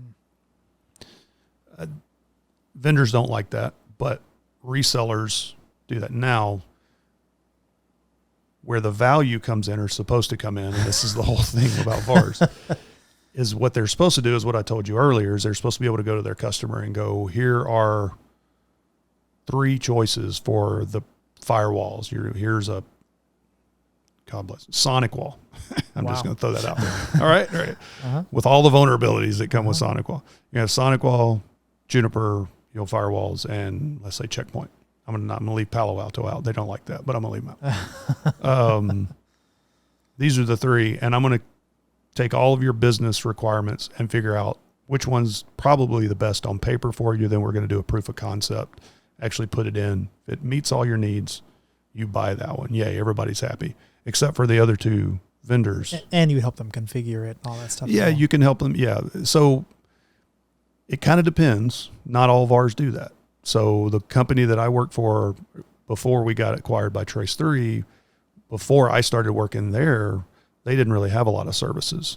Their value was actually, the V was the pre-sales portion, 1, the technical pre-sales, and 2, the salespeople helping them negotiate the contracts, all of those things. So that's actually where the original V comes in a value-added reseller. It is value, but in pre-sales, you're not paying generally for the pre-sales and the sales motion. You're paying for somebody to help you. What you are paying is something of a premium over what you would pay directly to the vendor, but you don't really see that because the vendor's helping you negotiate all of that stuff. So you generally don't see how much that margin is that they're adding onto that. That's funny. I feel like I see almost the exact opposite. Okay. So most of maybe I'm misunderstanding, but generally, if I were to go directly, I'm the client, I'm go directly to the vendor, they're going to charge me $100,000 or whatever the value of the thing is. Yeah. If I go through the VAR, because they get a bulk discount with them, with the vendor, it'll come in at like $80,000 like already. Now I might be able to negotiate possibly to get down to $80,000, but I'm just one customer. The VAR represents 100 customers, so they get a lot more pressure to put on the vendor to bring that way down. So it honestly really generally does not work like that. When I've done 3 stints in VARs. 2 stints. I'm sorry, 2 stints in VARs, 2 stints in vendors. I've seen both sides of it, and I've been a practitioner, so I've seen all 3 sides of it. That sounds right, like logically as they're looking at it. I know you've been very much involved in them as well. How I see it now is a lot of times vendors, they want to go direct, and they will actually, because nobody ever buys a list price. Very rarely do they buy list price. So you've got the list price, but the vendors have all of the power to reduce that as much as they need to do it to sell it to bare bones. Mm-hmm. So they're generally actually selling way below price, way below list. And we've actually seen it where we generally do get much worse pricing than what the vendor does selling direct. Yeah, really? Yeah, a lot of times we do. Wow. Because I could see situations where if someone was very good at negotiating, they might be able to get it to the same rate as the VAR, but not worse than the VAR. No, it happens a lot because it all depends on the comp model of the salesperson, because the salesperson's who's ultimately figuring out what the price is going to be. Now they may have to go to their manager. It's like the whole car dealer. Well, let me go to my manager and see if I can get that knocked down. But if their comp model is more for the direct model, then it behooves them to go direct, and they'll get the price down, and they're getting comped. They're not really getting comped off of margin. Reseller salespeople get comped off of margin, how much margin they make. If I pay $80,000 to the manufacturer and sell it to you for $100,000, I get comped on the $20,000. If I'm a vendor who's selling it direct, I'm getting comped off of margin as well, but it's much higher margin. Because if you look at you've been on the manufacturing side, but it's software, but on the hardware side especially, mm-hmm. the margins, software margins are just insane, out the roof. Yeah. Like 60 or better. So you can knock them down however you want to. And if your comp model is not what they call comp neutral, where it doesn't matter if you sell through direct or through a reseller, then it's generally better for you to sell direct. And you make more money as the salesperson there. Now, we may have different, experience, but that's generally what I see. Wow. So we always ask. So why go through a VAR then? Well, that's where the value comes in, because if you don't want to have to do all of the research yourself and figure out how I've got to do, I've got to go figure out which ones of these firewalls meet and all these things. I've got to write an RFP or an RFQ or whatever. You can have the manufacturer or the vendor, the reseller, go do all that stuff. Reseller will do that for you. It's one of our jobs. That's where I traditionally see the V, because yes, services have value, but you're directly paying for that value. Like it's literally on an SOW. This is what I'm paying for. This is how many hours you're doing it. Whereas Michael, you're breaking my brain here. This is not the model I've ever seen or heard, which is interesting. Really? Yeah. Well, okay. So in my experience, most VARs are just resellers. They're not value at all. They're not a VAR. They're just a reseller. They're entirely reseller, but they call themselves VARs. Yeah, it's low to BS, but yeah. Yeah, but yeah, I'm with you. I'm just saying it's vast a common majority, term that it's a people common use. misused term in my opinion. Absolutely. And what they actually do is negotiate prices down as low as they possibly can on behalf of the customer who doesn't know how to negotiate or how low they can negotiate, et cetera. Yep. They're a single source, which is nice. So if I have 20 different vendors I have to go talk to, I really only have to sign one agreement with one VAR. So you're more that's what I would call a distributor. Interesting. Because distributors, so there's a distribution model, which is another middleman, whatever the correct term is these days. We a lot of times go to distributors, especially in the hardware. So that model is breaking a little bit because there's not, especially in cyber world, because most cyber now, think about it, is software now. Mm-hmm. Everything's virtual. It's in the cloud. It's moving that way. Like Palo Alto, 80% of their revenue or something like that. I don't know what it is. And I don't think this is proprietary knowledge or anything. If it is, we can kill it. But it's like 80% or something of their revenue. I don't know what it is still next generation firewalls. But a lot of that's not actual hardware. It's software. It's virtual firewalls that are put in the cloud or something. So really what they're selling is licenses. Mm-hmm. So in that case, you don't need a distributor to warehouse something. Whereas back in the day when it was all hardware and there was none of this virtualized stuff, you had pizza boxes. Exactly. You had all those boxes sitting there and you had to have a place to store them all. And the distributor would take 1-2% off the top. They could negotiate a lot because they would go buy that stuff and the vendor would have the money in the bank. They could recognize the revenue because it had already been given to the distributor, but the distributor would basically sell that piecemeal at a time, and they would make money on how much they sold it. They would sell it to the reseller. Sounds crazy, but you got another middle person. Then the reseller would sell it to the end customer. So what you're talking about is what I generally call distribution. Distribution now is having to add a whole bunch of different things to get their value up. They're almost becoming like VARs in a lot of ways. Just their customer is the reseller, and they're starting to offer services like training, those enablement things to the resellers. And then the resellers and even help you with some of what you would traditionally do, finding 3 or 4 different vendors. They could even help with that. But that distribution model is the main purpose of it now is really for the resellers to only have a single throat to choke on pricing and being able to get that, the PO or whatever from that company versus having to, or not the PO, but to charge all their stuff to one company, versus having to go directly to all of these different vendors to get that done. But that's starting to kind of kill over that whole model. So the other massive issue with VARs that I've seen, and maybe you want to call them distributors, but they call themselves VARs. So we may be talking different things. No, I don't think we are, which is even more interesting. So like if let's say they gave you a firewall or something, they're like, you need 20 firewalls, and the procurement manager really doesn't know what they need. They're kind of just going through the motions, like, yeah, okay, 20 firewalls, great. And they literally just put them on some pallets, drive them over to wherever the place is, and that is it. And so the problem is these people weren't technical enough to make a decision about what they should purchase, and they're nowhere near technical enough to install those things. Configure them, get them ready to go. Yeah. Right. So they all this stuff ended up being shelfware. Like I'm not exaggerating. I bet you there's billions of dollars of waste. Absolutely. Billions of dollars of waste. 100% agree. Because of VARs, because they weren't adding the value that I think the customer expected. They expected like, well, you helped us so much at this point, it'll all get done. It'll just magically happen. We've signed off, so it's done and dusted.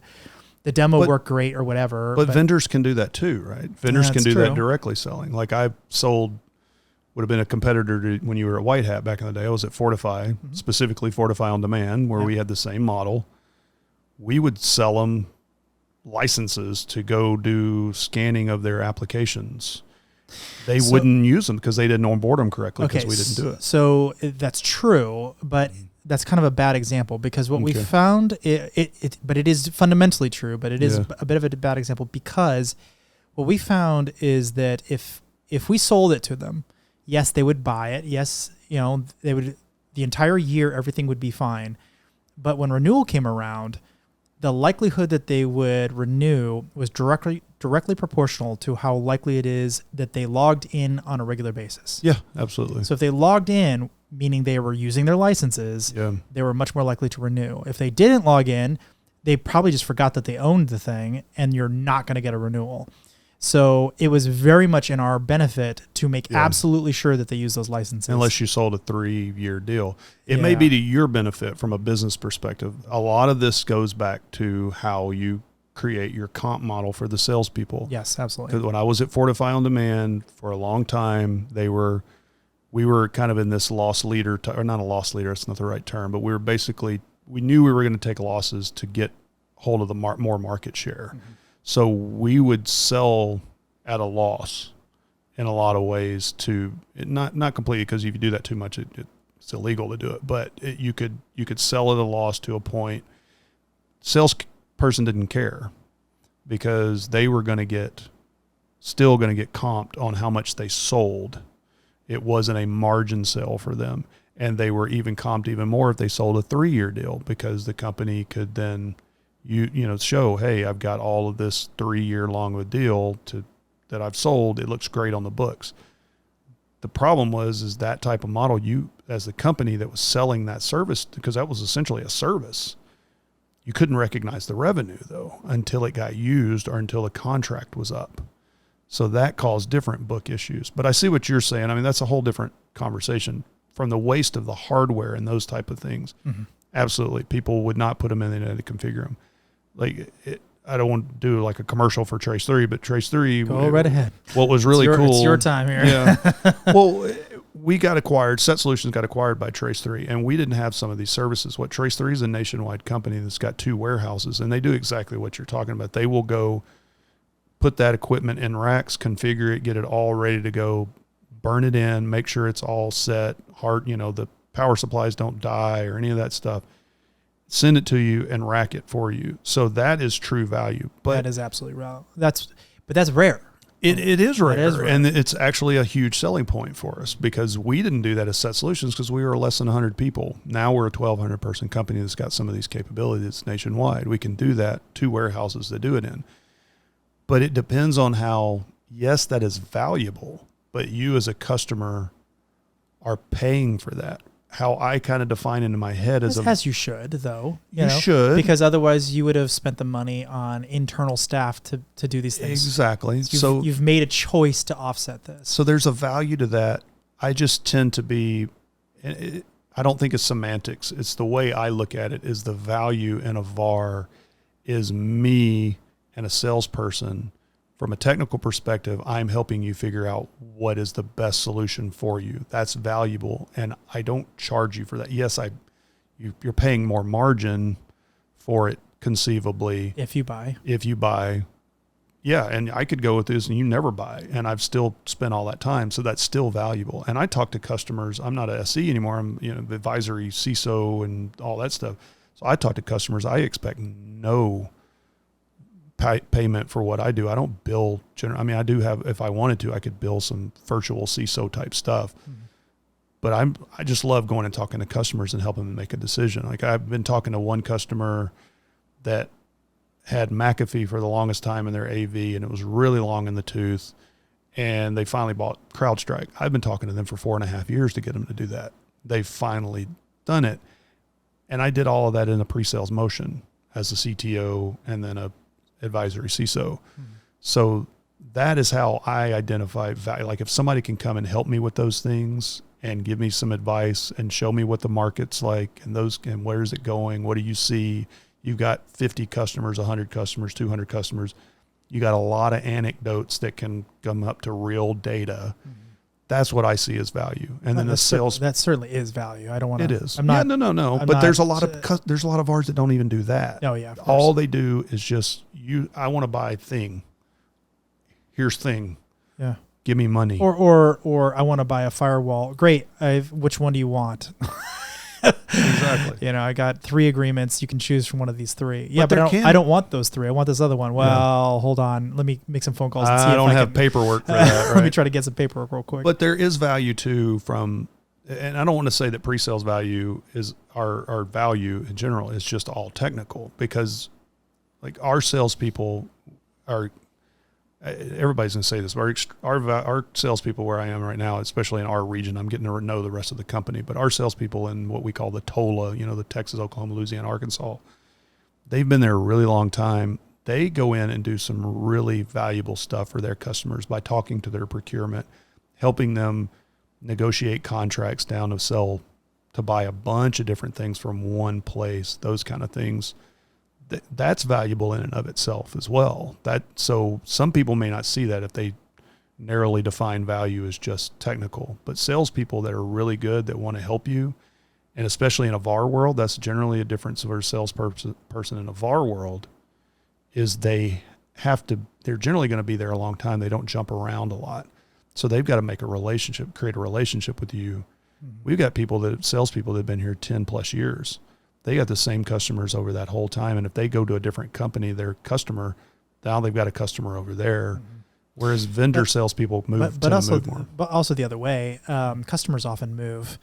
Yeah, absolutely. They get other jobs. And it's really kind of awesome when that happens because you kind of re-engage whoever took over their place. So you might lose a little time, but you're not going to lose the deal necessarily. Unless they bring somebody with them that they like, another reseller. But you can make it happen. Yeah. Very often times you can make that happen. Yeah. But then you also get them in this new place. You split. You've now kind of almost doubled your money. And if you find your customer a job because they're tired of that, that's the double down when you go to the next one. That's right. And then what we also do is staffing. So we go to our customers and go, oh, you're building out your SOC team, your security operations center team, or you're building out your identity and access management team. We got this fantastic recruiter, and she's got 2 recruiters that work for her. We put people in those jobs.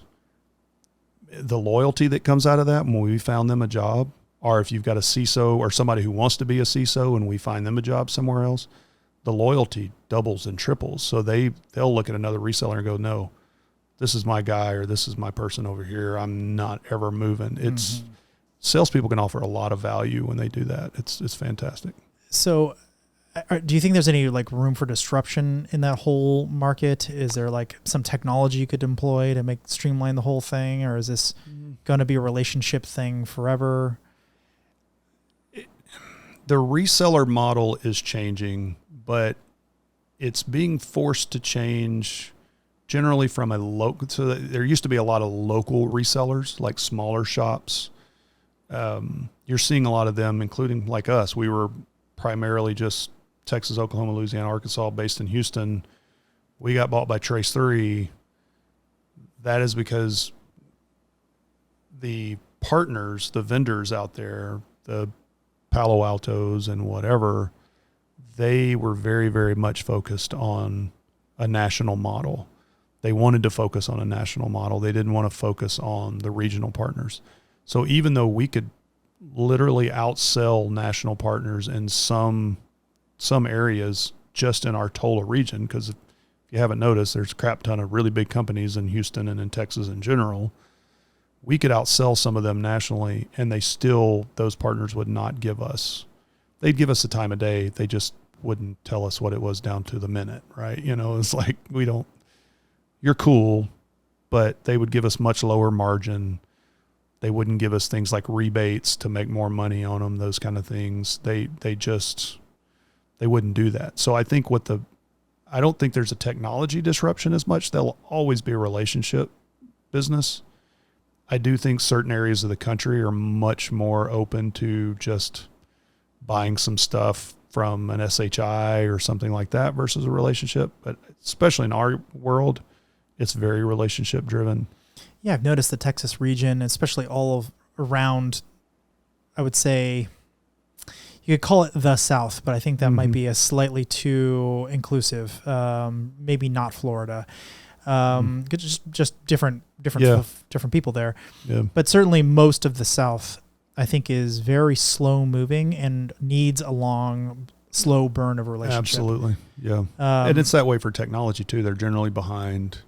Like I would always joke when I was at Fortify selling application security, I felt like a biblical prophet who was hated in his own town, right? I couldn't sell anything in Texas hardly, or at least in Houston. Yeah. Go to California, go to the East Coast, go Midwest. We killed it. We absolutely ripped it. And even Mexico and Brazil, they would buy sometimes more than Houston would specifically. And so, yeah, they're behind on technology and they're slower and they want more of that relationship. And I think it's just a cultural thing. You got to know about the ball game and their kids and you do what's going on with the house. And that was what I used to teach. Is your dog still sick? Yeah. Salespeople do a lot of that. And they can, if they're good, they do a good job. But I learned early on, I would walk into somebody's office I had never met and I would look all around their office, especially if they had military stuff around. I was on them. I was like, oh, so, what branch do you serve? Or if I saw it, what was your MOS? And they would just light up. They would want to talk about those things. So that is definitely an art more than a science. And then you get into that science once you can get those walls down. But I think in some areas it doesn't matter as much. It's, I don't think this is much of a generalization. I just think it's a cultural thing. You get to the East Coast, you're like, look, I ain't got time for this, dude. I gotta move. Right. Let's get this going. Tell me what I got to get. And it's just different. It is what it is. But you learn to deal with all kinds of people. I think Southerners actually, depending on how you go into it, I was raised not to be rude. So I hate rudeness. So I get my hackles up really quickly when somebody's rude. But at the same time, I know I shouldn't be rude back to them. So it's a kind of a whole, bless your heart moment. I'm going to be nice to you because you're not nice to me type of thing. I think we've got a little bit of advantage sometimes on that. So Southern California has the exact same thing. It's just, I love that for you, you know? Yeah. It's the That's same, a good one. Same, but different. So I was kind of curious. There's a lot of technical jargon in our industry. Absolutely. And being in sales in general, you have to kind of bridge insurmountable amount of acronyms and just kind of weird jargon and or pronunciation like a CISO or a CISO or a CISO or whatever. SIM or SEAM or right. And cutting through all of that to help customers actually know what's going on. Like, how do you start that conversation? How do you get past, because there's a gulf between where your brain is at and somebody who may very rarely touch this type of technology and just for the very first time some contract comes down that says they need it, or there's a new compliance standard and they're like, oh no, I have to do this thing. I don't even know what this acronym means. I have to go. So how do you help them? I mean, first and foremost, you have to learn it yourself, because Gartner creates a new one every 5 minutes. So you have to learn. Now, they do create memorable ones like SASE and that kind of stuff, so it can help. It's interesting because for whatever reason, and maybe it's because of my military training, because they have every acronym in the book as well. I tend to be able to pick that stuff up myself very easily. I can study something and look at it and go, okay, I know what that is now, and it fits in a certain category. Some of it is that the whole biblical thing of there's nothing new under the sun. Most of this stuff all still gens down to something that is a core that you've already dealt with, even if it's in the cloud now. So I can get those things. That's just somebody else's computer. Exactly right. But it's everything in the cloud is the same thing that was in the network. It's just done slightly differently, but you still have firewall, you still have all of the networking and all those things. So just to start with, I just tend to have, and I find that people in our field gravitate to that, and they can do that pretty well. Is that one of those, like, if you know something well, you should be able to explain it to a 5-year-old. If you can't do it, you don't know it. It's very similar to that. Let me put it this way. So, Dan Kirkendall. Dan Kirkendall and I were talking the other day. I was on his podcast, and we got to talking about AppSec. He has forgotten more about AppSec than I'll ever know, but I'm still pretty good at AppSec. I'm considered a pretty good expert in it, just not as deep as you or Dan or some other folks or Jeremiah. But I know it pretty well. And I was talking to him, and we got into talking about API stuff, and I've been really hot on API security. He started digging into GraphQL. I hit a wall quick because I just didn't know it that deep. And so I kind of I felt like I was faking it. So I was like, okay, we just kind of need to back away from this conversation. So yes, I couldn't explain some of the stuff in GraphQL well enough to talk to him at that level. And it's the same thing with them. I've got to do my due diligence to make sure I know this. It goes back to what we talked about before, knowing this well enough to be able to have that conversation. Once I get there, I think I'm probably lucky enough to where most of the people I talk to, I don't have to explain that from the ground up, or even close to that. What I find generally that I have to do is train salespeople to have that conversation with the customer.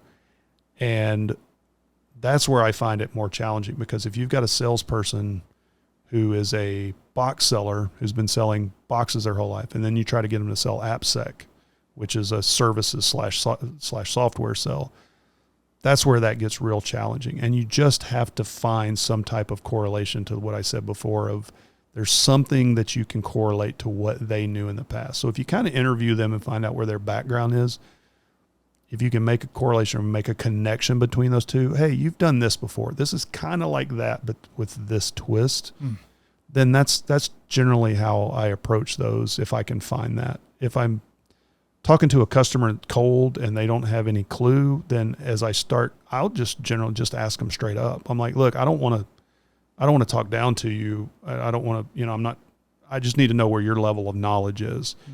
And then I can adjust my conversation with them and just use real world terms instead of saying SASE or SIM or CISO or whatever.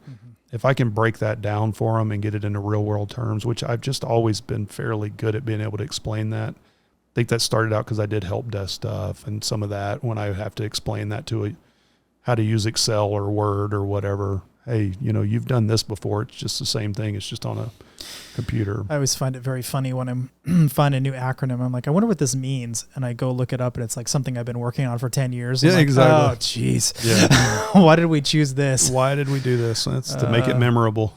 I guess. Yeah. All right. Well, let's shit on vendors for a minute.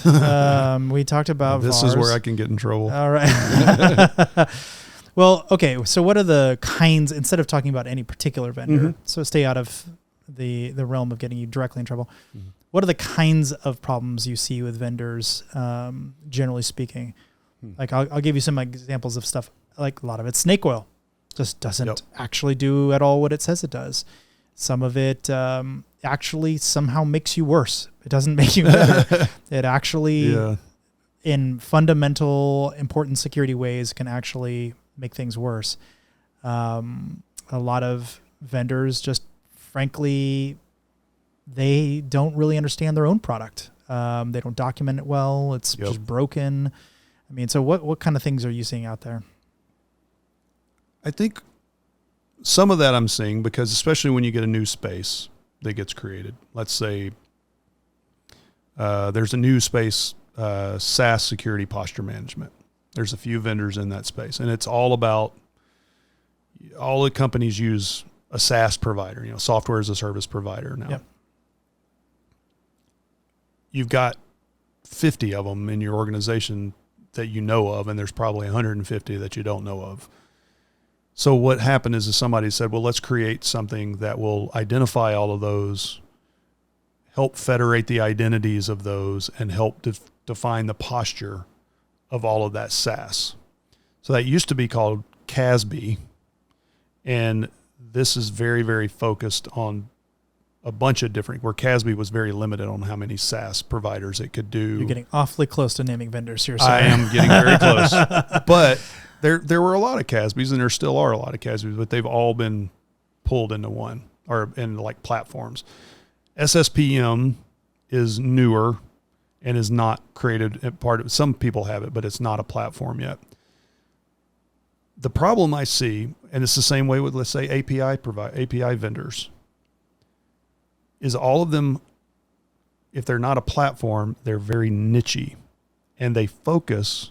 And a lot of times, and I've got especially in the AppSec world, I've got a theory that where they focus, and I don't think it's that very hard of a theory to think through. Wherever the founder came from and what problems they were solving, and they decided to create this company based on that, that is what creates the focus that they have for that company. I mean, it kind of makes sense, right? It's not some, whoa, this is groundbreaking. But what they do when they create that is they, to their detriment, forget about all of the other things that surround that problem. And all they want to do is create one solution for this one thing. API vendors very much the same way. You have API vendors that are very focused on testing the APIs. You have API vendors that are very focused on documenting the APIs and discovering them. And you have even fewer that work with the developers. So what happens then is if you're going to go, you come to me and said, Michael, I want to buy an API vendor. I've got that in my budget this year. The first thing out of my mouth is going to, how much did you put in your budget? Not because I want to make more money, because you probably need to double or triple it, because you're only going to solve part of your problem with the vendor that you're probably looking at, because you've got 2 or 3 other features that you're totally missing. So that's one side of the spectrum. So that sounds like a software maturity problem. It's a product feature maturity problem. Yeah. They need to add more features. I used to joke that FireEye and Damballa, when Damballa was around back in the day, needed to buy each other because they both did things that the other didn't. And if they would come together, they would form a more complete picture. It's the same way now. If some of these companies would go merge or create features of the other one, in the same way with SSPM, there's some of them offer to do this much and they only do this much. So you're not going to get a complete solution. That's on the one side of all the startups and the new innovative companies. The whole other spectrum is that everybody's trying to create a platform. And I will name, like Palo Alto's probably got one of the most extensive platforms that add more and more and more stuff. And what they've tried to do is solve both of the problems of having a platform that does everything and having the best of breed technology that do those things. And that's what McAfee and Symantec and those tried to do when they created EPO. Are you paid shill? Did they pay you to come on the show? No, they did not. I'm not saying they have the best. I'm just saying, but they actually bought some really good technology to put this stuff together. Mm-hmm. But the problem then is that if you as a customer are trying to solve a point problem, you probably can't with them in some ways, because what they've done purposely is integrated a lot of that into their platform. Whereas if you're going to buy this, you have to buy a piece of this to hold your data, and you have to buy a piece of this to do that. That sounds like interoperability.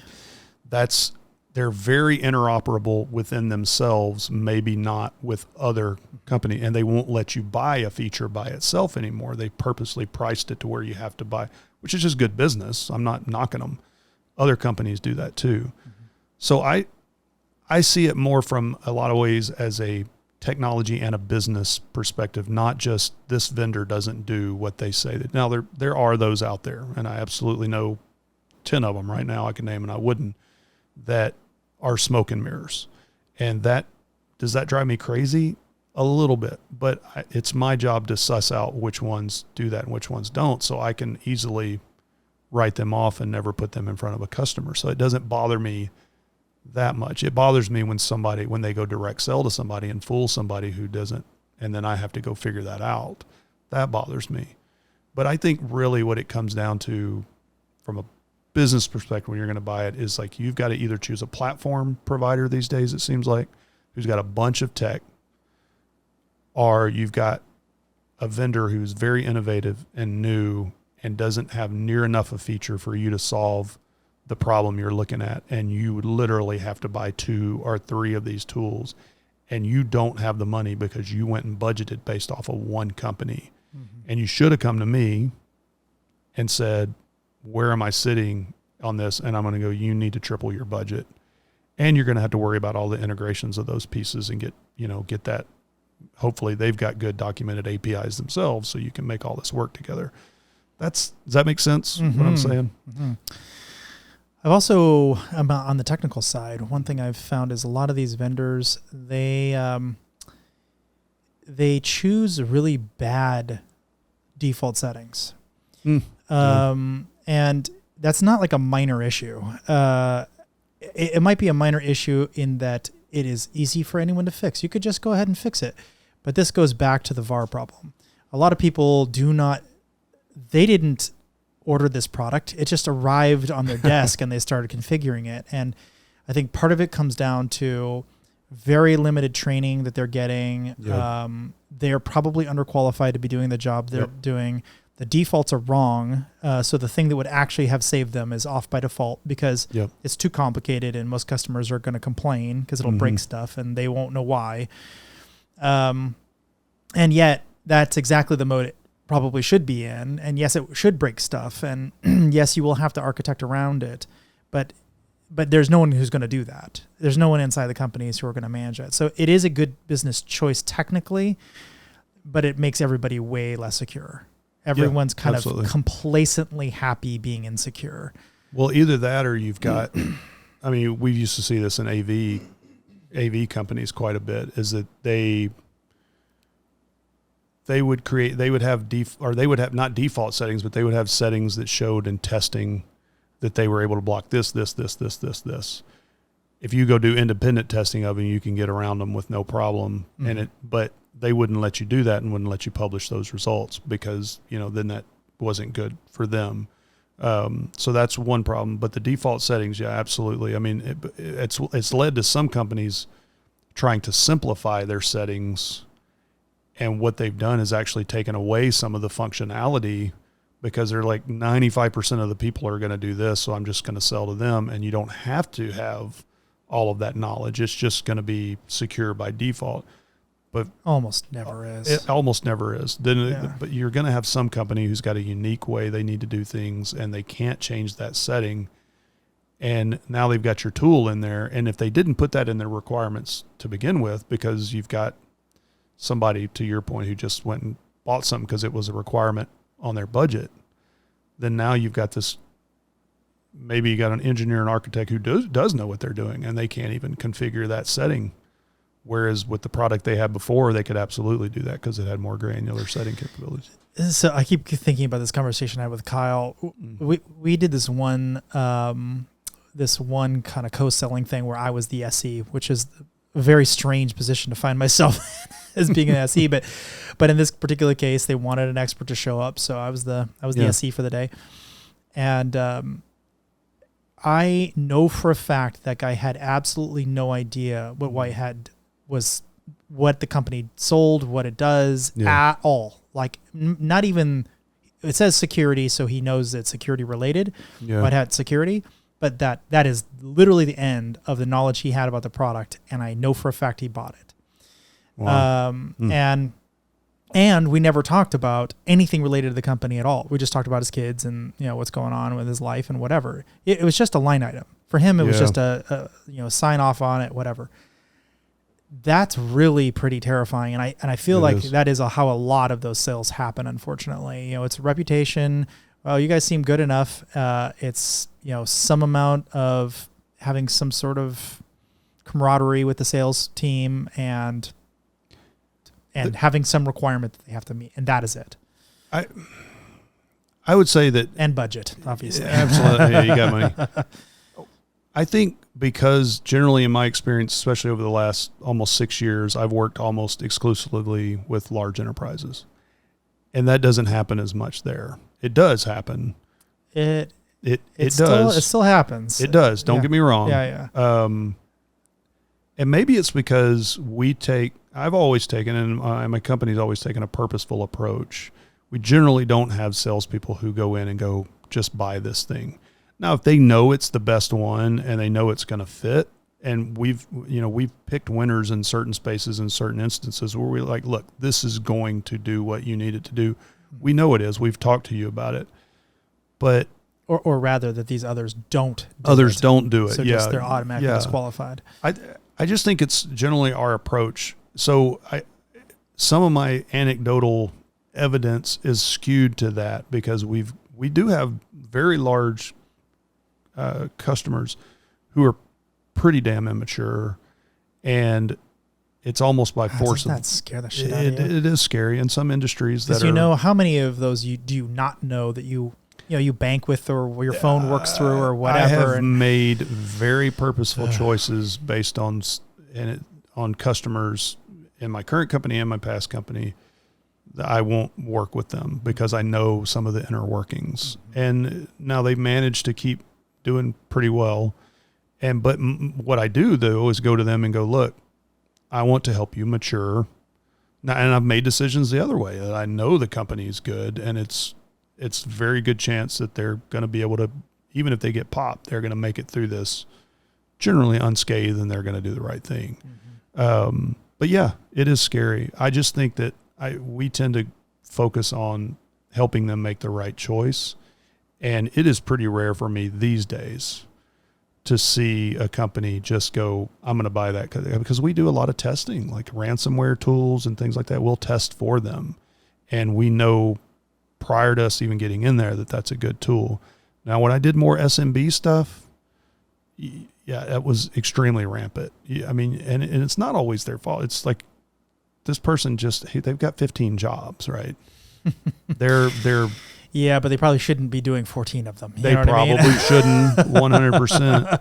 But sometimes they're thrust into those positions. Yeah, that really concerns me, which means to me that we need to be able to build security that is literally click and it runs. Just, I need this thing, and it auto configures itself. It auto runs itself. You don't have to do anything. So hard to do. Oh, I know. I realize what I'm saying. I know the daunting task, but I also know that what we're doing right now is absolutely not working. And we're finding more and more people kind of off the street with a passing interest in security or not. and they're just getting promoted. I was watching this thread the other day, and not to call this person out because this is not their fault, but their boss quit or got fired or died or something. I don't know what happened, but anyway, they got put in the position of effectively being the only security person at all in their company. And it was this girl, and she's like, I don't, like, I guess, what do I do? Like, I am suddenly in this position where I was hired like 2 days ago. I know nothing about security. I was hoping to learn from this person, and now it's me. Now I'm the only person in this company. Yeah. And the comments were actually the more important thing than the basis of the what was going on. The comments were like, oh, you got this, girl, and all you have to do is read this and that. And I'm like, absolutely not the right thing to say. No. She needs to demand her management get somebody to replace him because she's totally underqualified for that. Well, people are trying to be supportive, and I get it. That's great, but it's not factual. It's great, but give her 2 years of that, and maybe she would be like the right kind of qualification. Don't give her a false sense that she knows. Right? Yeah, like that was very terrifying to me, and I think that's many people feel like that's the answer. Well, we just need to onboard them faster. You're not going to hire your way out of this problem. No. You cannot find people off the street and just turn them into security experts. It takes time. It does. One of the initiatives that I'm working on an aside thing is we've got a foundation that we're creating to get like veterans and underprivileged youth and things like that into the cyber field. Mm-hmm. And we're trying to get them, it's people who don't want to go the traditional college route, and they want to go get certifications. That by itself is like the only other path that you can really get past that HR gate. And that is scary to me because you've got this piece of paper and somebody thinks you're highly qualified. And I know it's a tale as old as time. We've been having this controversy ever since I got my certified Novell engineer back in the day. It took 7 tests to get that thing. I got done with it. I knew how to configure a Novell server. I didn't know all the stuff about networking, but everybody thought I did. Mm-hmm. And it's scary to that point. It really takes real world experience to know what you're doing in this. And 2 years, I think that's kind of the minimum. Yeah, that's exactly. Kind of minimum. Yeah. I mean, I've gotten people from effectively nowhere to finding interesting things in 2 years, and like on their own, and knowing their way around the systems that they've been given. So you're like bug hunting and stuff is what you're talking about? Yeah. From nothing to being a fairly good bug hunter on known exploit classes for which they have trained. They're not finding anything net new, but getting relatively good. One guy I know actually found his own bug out of nowhere in an operating system, that really almost no one uses, which is kind of interesting, kind of esoteric operating system. OS2 or something. It was actually WebOS. It was old phone. But generally speaking, I would say I don't know almost anyone who has under, let's say, 4 or 5 years, I would say, that I would say is totally qualified to run a program, like completely without any training wheels, without anyone's help. They can completely do it on their own because they fully know the stack. They know everything that needs to go on. Yeah. They know all the partners. They know all the ancillary technologies. Oh gosh. They know how to debug it. They know how to configure it, like fully. It takes time. It takes time to get good at it. I don't even think most people will get to that point from a career standpoint. I Not think anymore. You've got so many different paths. It's like, Philip Wiley does his thing. Because, hold on. No, yeah. Because they get promoted. Well, that's a good point. Yeah.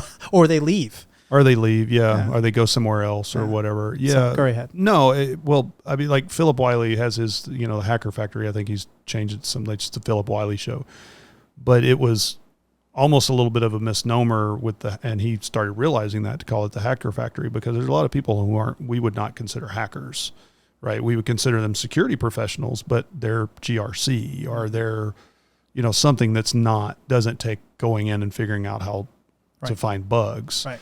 So, I think that's a strong thing about security, that you can do all those things, but you're never going to have somebody that can do a whole stack. Well, I say never. It's very, very rare to have somebody that can go up and down the stack 100%. Mm-hmm. I mean, most people, what are you going to focus on? You're going to focus on layer 1 physical. You're going to focus on layer 3 And then you start getting into the applications. What did I just skip? Layer 2. Very few people know how to operate in layer 2. You got a MAC address conflict. I don't know why everything is bouncing all of the damn time. Oh, you've got a MAC address conflict. That seems so rare, but people don't think about that. Getting through that whole stack, you tend to focus on what's easier to find things in, and you forget about those other things. Operating systems are another thing that gets just glossed over. Yeah. Because, well, I'm not Apple. Yeah, but you use Apple. Yeah. You got to know, right? Yeah. I mean, there's a lot to learn there. Yep. Okay, let's shift gears a little bit. Okay. I know something about you. You have started a security conference. Yeah, 2010. And it's doing pretty well. So tell us about it. So 2010. It was actually earlier than that. I ran. It's almost like if people on here are familiar with like user groups like ISSA, InfraGard, those type of things. I started a chapter of one that it's not around anymore, called the National Information Security Group, NASIG.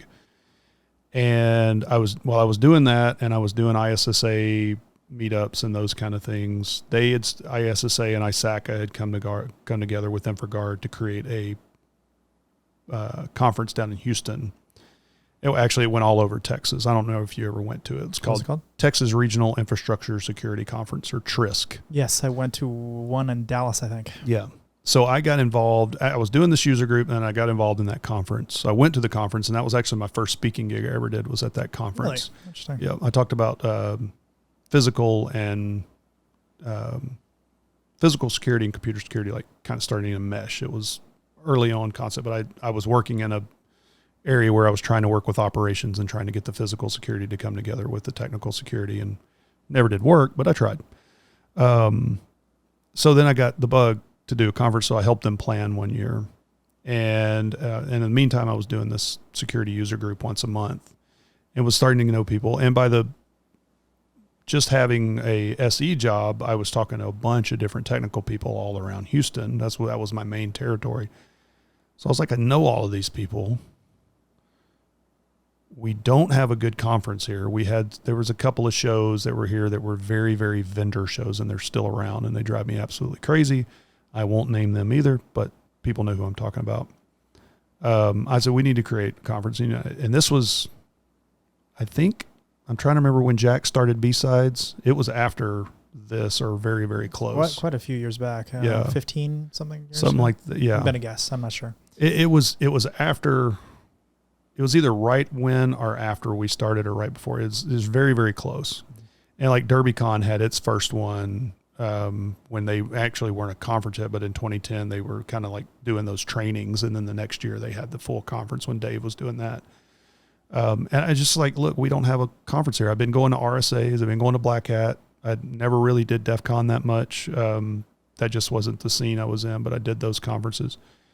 And I said, I'm tired of, I'm not always going to have a employer that's going to pay me or pay $2,500, $3,000 to go to these conferences. Why don't I do my own? Just a wild hair. So a mutual friend of ours. That's a bit of a... It's a bit of a wild hair. A little bit between not getting $2,000 to go to a conference and starting your own. That's a pretty big jump. It wasn't just for me to go, right? I was trying to do a community. You could do a couple days worth of consulting, and you would have easily paid for it. Yeah, to start a whole conference. This is true. I really wanted to help the Houston community. I wanted to build it up. What I'd always found interesting about Houston, and we've kind of discussed this a little bit, was that you got people who they do their job, and they stay in their cubicle, and then they go home. They don't do a lot of stuff in the cyber community outside of that. They just kind of do their thing. Totally fine. I'm not knocking them. But what I found was that a lot of those folks did that because they were kind of forced to. They didn't have another choice. I was building this. I was trying to build kind of because I'd been podcasting and blogging for a while. I was like, well, I was getting some good reputation off of that. So why don't I try to build a conference? Because people are starting to do these local conferences, and you had ShmooCons and all of those things that were successful but different. So I just said, hey, it's July. mutual friend of ours, David Nestor, and I said, hey, it's July. I want to have a conference in October. He was like, okay. Yeah. My wife was like, are you serious? And it's like, yeah, I kind of want to do this. Let's see what happens. And we had the benefit of having where we had the user group was in the local Microsoft offices. And if people don't know this, Microsoft, I don't know if they still do it. Back then they were very embracing of user groups, and they would let you use their venues for free. And we would do this user group, 20, 30 people every month. And I went to them and got really lucky. They had recently just expanded the Microsoft offices in Houston. And I told the main contact, I said, I want to have a conference here. And it scared him a little bit because he was worried about a bunch of hackers coming in there and doing some crazy stuff. So he limited us. So. Yeah. He limited us to like what we could do on the wire. And I had to have everybody sign something and all this stuff. Mm-hmm. I said, no problem. I didn't realize I was getting you and Jeremiah, people like that to come speak. And I was like, oh, crap. But David knew all you guys, and I was able to get some really good speakers to come in and talk. And it really just kind of took off from there. I mean, we literally had about 120 people. I had 10 sponsors. That's all I had, but I kept it really low for people to get in from a sponsorship standpoint. So most of the salespeople just put it on their credit card. Mm-hmm. We weren't going to charge anything. And then I was like, wait a minute. I said, I've been to a lot of conferences locally that I don't pay for. And I just go, I woke up in the morning, God, I just don't feel like going. So I need to have some kind of skin in the game. Mm-hmm. So we made it $25 to go. Really cheap. Yeah. You could probably pay for it yourself if your boss wouldn't pay for it. Well, let's hope. Most likely. If not, you've got other problems. If not, we'll support you this one. Exactly. I'll give you a ticket. And we had about 120 people show up, and it was literally word of mouth. Yeah, literally word of mouth. I would go tell my customers when I was there. I'd get done with the meeting. And go, oh, by the way, I'm doing this thing, and they go, oh, that sounds cool. I'll go to it. I probably told 400 people and got 120 people to show up. That's great. I would go to the little local user groups and print out flyers and just did it pure force of will. Just let's see if this works. And 120 people showed up. We had Jason's Deli for lunch. Michael Santarcangelo couldn't eat because I didn't know what gluten sensitivity and celiac disease was then. So I think all he ate was fruit for lunch, but he came out as well. And yeah, we started there, and the next year we got brave and moved it to an actual little conference center in City Center in Houston. Did that for a couple of years there, grew it to probably close to about 300 people, outgrew that place, and went to a couple of different hotels. And since then, we've grown it. Last year, we had over 1,000 people. That's amazing. Yeah, I mean, it was packed to the gills. It's at the Marriott Marquis downtown Houston with the Texas-shaped pool. It's a really cool spot. Mm. Everybody loves it. Lots of bars right around there. I've stayed in that hotel. It's a nice one. I've stayed there multiple times now because I get a room. Yeah, that's right. Yeah. So yeah, it's a beautiful little spot, and we just got through literally August 1st yesterday. I know we're recording this now, but August 1st, we closed our call for papers, and we had 101 submissions for talks. Awesome. And unique people that submitted was probably about 94, 95, something like that. More than we've ever had. What kind of submissions are you getting, out of curiosity? We're getting everything from pretty deep technical stuff. I mean, like, web hacking, API hacking, getting pretty deep in the weeds. We got a local startup CEO in Houston now. It's a cyber guy who's going to do some talking about deeper physical security hacking, that kind of stuff, all the way to risk assessment. I'm a CISO. This is how I do, I fit this standard. We've also got, because it's Houston, we built a operational technology OT track that's very focused on the oil and gas energy sector, some healthcare, but mostly oil and gas and energy. And that track there's a lot of, since OT is behind IT from a cyber standpoint. So there's a lot of talks there on how to get start getting them up to the IT standard. Hopefully they'll catch up someday, even though IT is sometimes not that great either. But so we've got an IT track, and then we've got we've morphed it in called a CXO track, but it's essentially a CISO track that's run by a local CISO down in Houston, Mark Credgington. And he has, those are more high level. How do I be a CISO? How do I do those type of things, submissions? And then we also have vendors who do paid spots, but we're very, very diligent about making them do actual educational talks, and not just a product they pitch. can't come in and do a product pitch. And we learned that that's so early so on. Awful when you see those. Like, well, that's why I built this, because that was all I saw at the conferences in Houston was vendor tracks, and it was pitches and, a thinly veiled educational talk that was nothing but a pitch, and it would drive me absolutely crazy. Remember, I think it was maybe even the very first conference I ever went to was a DEF CON, and there's a bunch of people packed in these tents, and it's dead as summer, and it's awful venues they used to have. Lexus Park Hotel. Yeah. And there's this vendor who went up there and started telling everybody, like, well, here's how my product works, and hackers never send this one particular HTTP header, and therefore you can detect all hackers. And I'm like, I'm looking around, and everyone's kind of nodding their head. I'm like, oh my God, they like 1,000 people or however many people are there, because there's a lot of people. Yeah.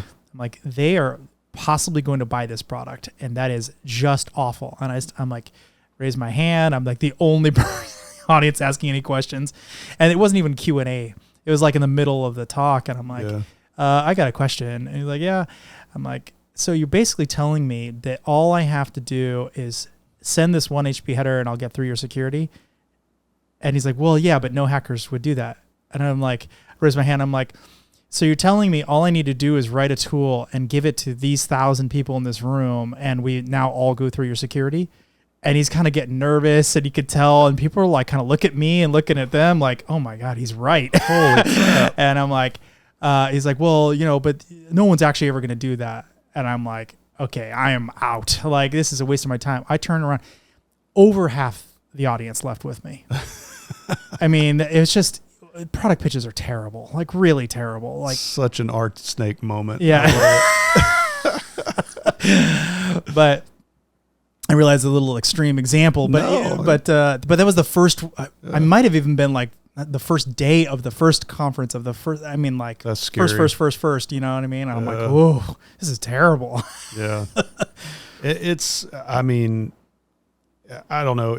That's exactly why I built it, is because we needed to have more talks. But my original kind of idea was to have two different tracks, which is a technical track and what I called at the time a managerial track, because I wanted people to learn the business of security. And I also wanted, I always thought, like, you don't have to go your career with the focus of becoming a CISO.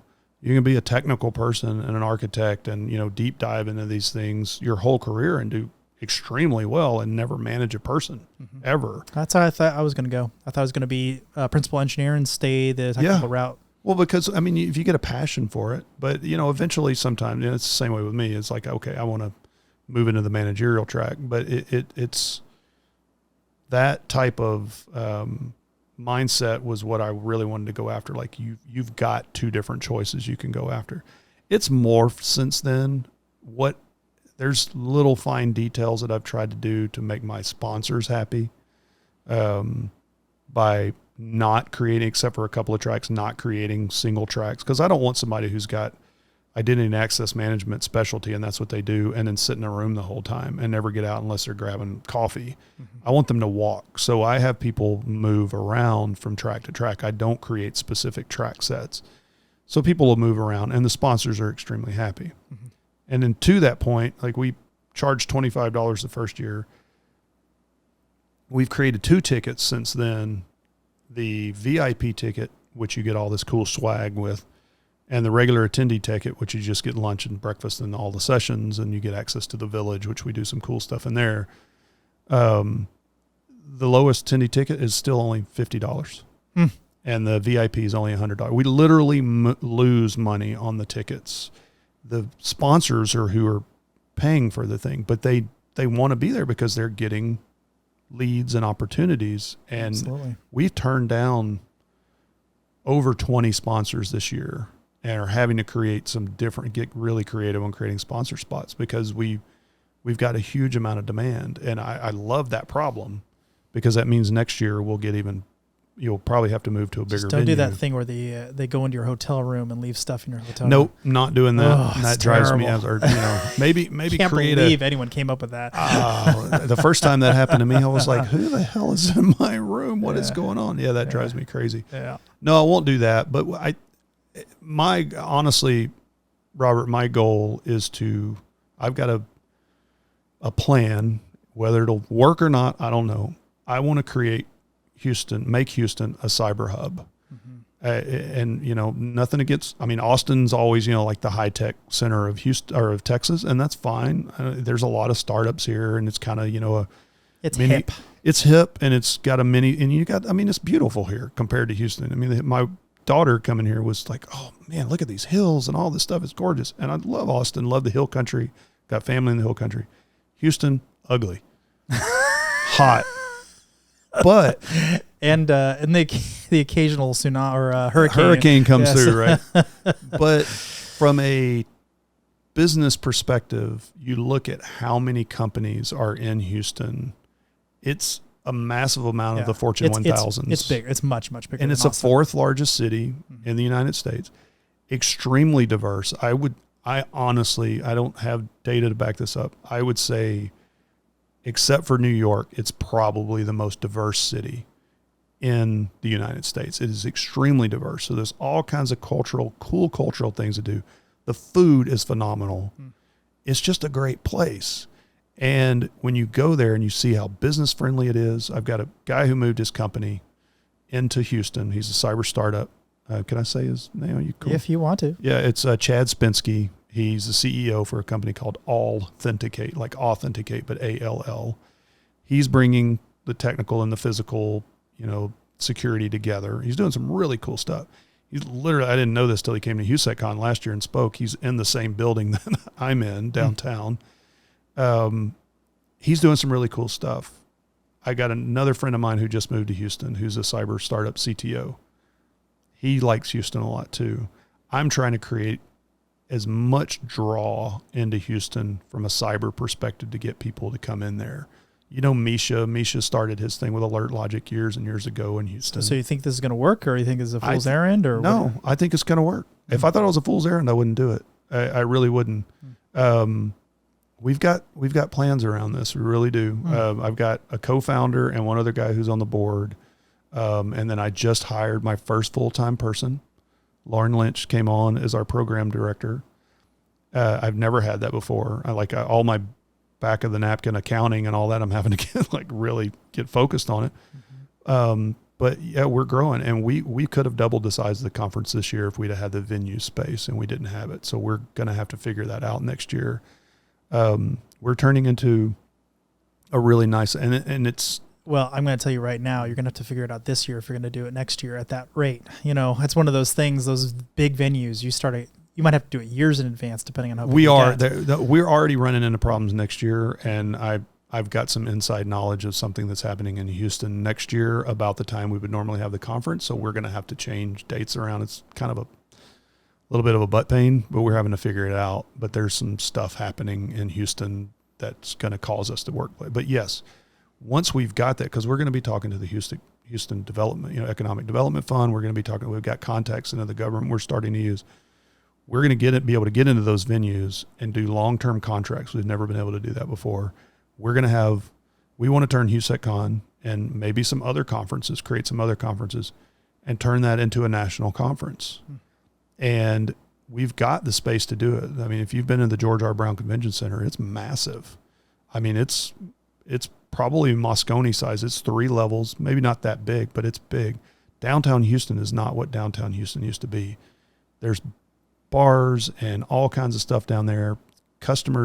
Vendors, sponsors come in there now and are holding happy hours. You don't imagine how happy I was the first time I saw a sponsor walking around the venue, handing out this little thing saying, "Come to our happy hour tonight." I was like, we have arrived. This is so cool. I've never seen that outside of RSA, Black Hat, DEF CON, and some of the other ones. So I mean, that's what I wanted. Houston, and we just recorded a podcast with Chad. I don't think it's come out yet, where we spend 10 minutes just talking about the business, and it's in business environment in Texas in general. It's very business friendly, but how welcoming people in Houston have been to him, and how it's been easy to move. He moved his whole company. He didn't start it up there, but his fiance was a chemical engineer, and she got a job in Houston. So he decided to move it in. And all of his staff came there, and he's like, everybody loves it here. They absolutely love it. I mean, it's hot, it's humid, but you come in October. But you come in October, maybe even late September, those fronts come in. It gets really nice in Texas about that time. There's 2 chunks of the year it's amazing, and then it's cold, and then it's hot. Yeah, spring. It really has really full seasons. Actually, we're starting to get more. I really like that seasonality. Yeah. Like some places you live, they're beautiful year round, but you don't get any sense of any change or anything. Yeah. As long as we don't have another snowpocalypse, I'll be. Hey guys, it's 105 degrees every day for 5 months here. 5 months, come on. At least. No, 4.5 at best. Come on. Usually tops out at 99. It's okay. There was the first year I was here, it was over 100 degrees for over 100 days in a row. Yeah. It had, I don't think it's done that again. It was just that one year. This year. Has it been this bad year already? Has been, it's going to be like 104 down in Houston tomorrow or something. Well, I meant in Austin in particular. Oh yeah. Well, in Austin, it's a little, I think it's dipped under several times, but but that one year I'm like, I don't know how anyone lives here. I think I got to leave. Everyone's like, no, it's not normally like this. And it hasn't been there. Let the fall and the spring come around. Yeah. I have been on walks and stuff in Austin, but in Houston too, but in Austin, if you can get on the hills or go and it's cool outside or it's just amazing. 70 degrees, no humidity, it's a perfect day. Yeah. And that's why I do the conference when I do it. Yeah, exactly. So I mean, COVID, I think brings up an interesting question here. Like, why are even conferences even needed anymore? Like, it seems like we were able to function as a industry, albeit very differently, through COVID. I'm a little surprised conferences came back as well as they have, but why do you think that they're needed? Well, let me start with the why I thought they came back, because I think it's still, even in our industry, where we've got a ton of introverted type of people, people still fundamentally want to connect with other people. I think I really do think that at our nature, we need at some point, even if you're sitting in your grandma's basement most of the year, doing some really cool stuff, popping some shells and doing all this cool stuff, at some point you're going to want to come to learn things. And what I found over like the 2 years, and I was doing a lot of digital marketing stuff for my day job during COVID, there was just only so much people could take sitting in their house in front of a computer with enablement and learning stuff. It just got old. You could not entice them towards the end of that with anything. We used to give them wine. We would have sommeliers on with us. We had, what's his name from Franklin Barbecue, do a cooking thing. He got tired of doing it. We had multiple people who were like, look, I do 3 of these a week. I can't do this again.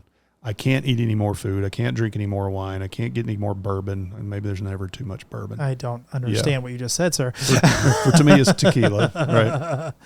But they just really got tired of it. And I don't think over an extended amount of time. So I'll say case in point, even we had a virtual conference 1 year. We had it in 2020. So we were before COVID hit in 2019. Was it 2019? Yeah. COVID-19, very tail end. Yeah. Well, COVID-19. Yeah. So we were before that one in 2019. So we had our conference. 2020, we did, I hope you'll appreciate this, we had an air-gapped edition of HOU.SEC.CON. Clever. Yeah. I can be creative when I want to be. Not just a hat rack? Yeah, exactly. Multiple people had done something, akin to that. I never saw an air-gapped one, and we were the only one. So we had multiple virtual things going on. We didn't even sell tickets. We let anybody come who wanted to come, and we got a lot of. It actually was kind of good for us because we got a ton of exposure because we're like, I don't want to keep up with that many registrations, and we're just doing it online. We literally had the guy that works in our village, Brian. He does a lot of stuff at DEF CON with AV things. He got a guy that works for Cirque du Soleil who does all the AV stuff for DEF CON, does the music and stuff. He built all of our virtual stuff, I learned a lot more about Discord than I ever thought I needed to. Learned about Discord bots and did all that stuff. It was a lot of fun, but it was a massive headache. And people were just like, I am tired of this. So that we did that the next year. We did it too early, I think. We probably should have done another virtual one. We had like 400 people show up, very low attendance. Vendors were not happy, but they kind of got it, right? Yeah. The very next year, 2022, is when we were packed to the gills. Like we ran out of room. It was crazy. We always sell out, but it was nuts. Like our ticketing vendor that we use, we pay per user or pay per attendee. We had to up our contract and go over just to get the number of people. And like our sponsors were ecstatic. And I think we're going to hit the same thing. We're way ahead of our general sales generally. It's just coming back. I think people, and some of that may have to do regionally as well with Houston, but I mean, RSA came back pretty well. There was a lot of people at RSA. I expect, and last year at Black Hat, there were a ton of people there. We had a lot of customers going there. There was still, I think it was still, I think it reached the same level as before the pandemic, which is to say it's down. It should have been 10 to 20% from a growth up. It should have been. But I think a ton of people want to go to those things again. And I really do think a lot of it's fundamental human nature. A lot of it is we get a lot of business done at conferences too, that it was so hard to get business done virtually. Yeah, if you're a salesperson and you're trying to sell with email or like... So hard. Oh my God, it just doesn't work. The open rates are terrible. People don't, even if it's directly relevant to them, they just don't even want to click on it. Like, no, I don't want to. We were seeing open rates go to like literally 0% for certain campaigns. Yeah. Like not because they were getting bounced, just like no, it's like, I don't want to see another email from these vendors. What also has happened just from an email perspective is that Microsoft has seen fit to create like 4 different mailboxes within your mailbox. You've got the focused, you got the other, then you got promotional now and some other category. I mean, it's so hard to find stuff and then just junk mail, right? Yeah. And most of that's not, or a lot of that's not junk mail. So that's affected it too. And they did all of that stuff, most of that stuff during COVID. Yeah, because they had that problem. They had that problem, right? So, but now you just conveniently can ignore things in every single folder except your focus folder, and even then, sometimes you're ignoring it. So, so there's all kinds of weirdness. I don't know. People have come back. I mean, they really have. And yes, we had the growth that we expected. Like our numbers from the one we had in 2019, or we can't count 2021 because that we were way down. But if from 2019 to 2022, which should have been from 19 to 20, we saw the growth that we were expecting. Yeah. Even more. Yeah. And it was phenomenal. And we think we're going to see that growth even more. Came back with a vengeance. Absolutely did. Yeah, I think for me, the hallway track is more valuable than the conference itself. Absolutely. It's not unique to you or anywhere. Just I think it's the valuable part. Yeah. It's just the camaraderie of talking with people, very similar to what we're doing right now, just having a conversation, and then you're learning things like about this VAR thing I did not realize. That these little nuggets you take with you, you're like, actually, I didn't know this thing, and I probably should have spent more time on it. I need to do a little bit more research on that. Yeah. I tell people things, and I might be telling them things incorrectly. And so that's very useful to me personally. Yeah. And I only get that if I'm looking at people eye to eye. I don't get it over Zoom. I very rarely get it over phone unless it's a really long conversation. And sometimes you'll dovetail into these other conversations. And you're never looking at anybody in the eye in Zoom. No. You're looking at You're looking at the screen. You're looking at this. You should be looking. You're looking at the screen. You're looking at yourself, which is a weird thing. Yeah. Well, I kind of enjoy that. Well, yeah. That makes sense. If I had a face like yours, sir. Of course. Yeah. No, but I don't think that's one of the reasons Chris is constantly trying to get me to do like WebEx or Zoom type interviews, make things a million times easier. But I find doing things in person just completely changes the conversation. Yeah, like absolutely. It's just, I can see what you're saying. I can read your body language 1,000 times better.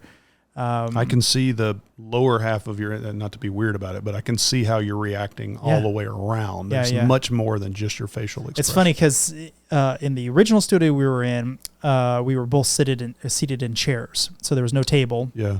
So I could even see how people would pronate or move their feet around, which was actually kind of useful. Yeah. I can't do that with a table, although the stage lighting here is enough that I can actually see your knee as it moves around. Yeah. So I kind of almost get the same effect out of the corner of my eye. Can you see this? Yeah. Yes. Sorry, I'm 12 years old again. The bird. International Sign Language.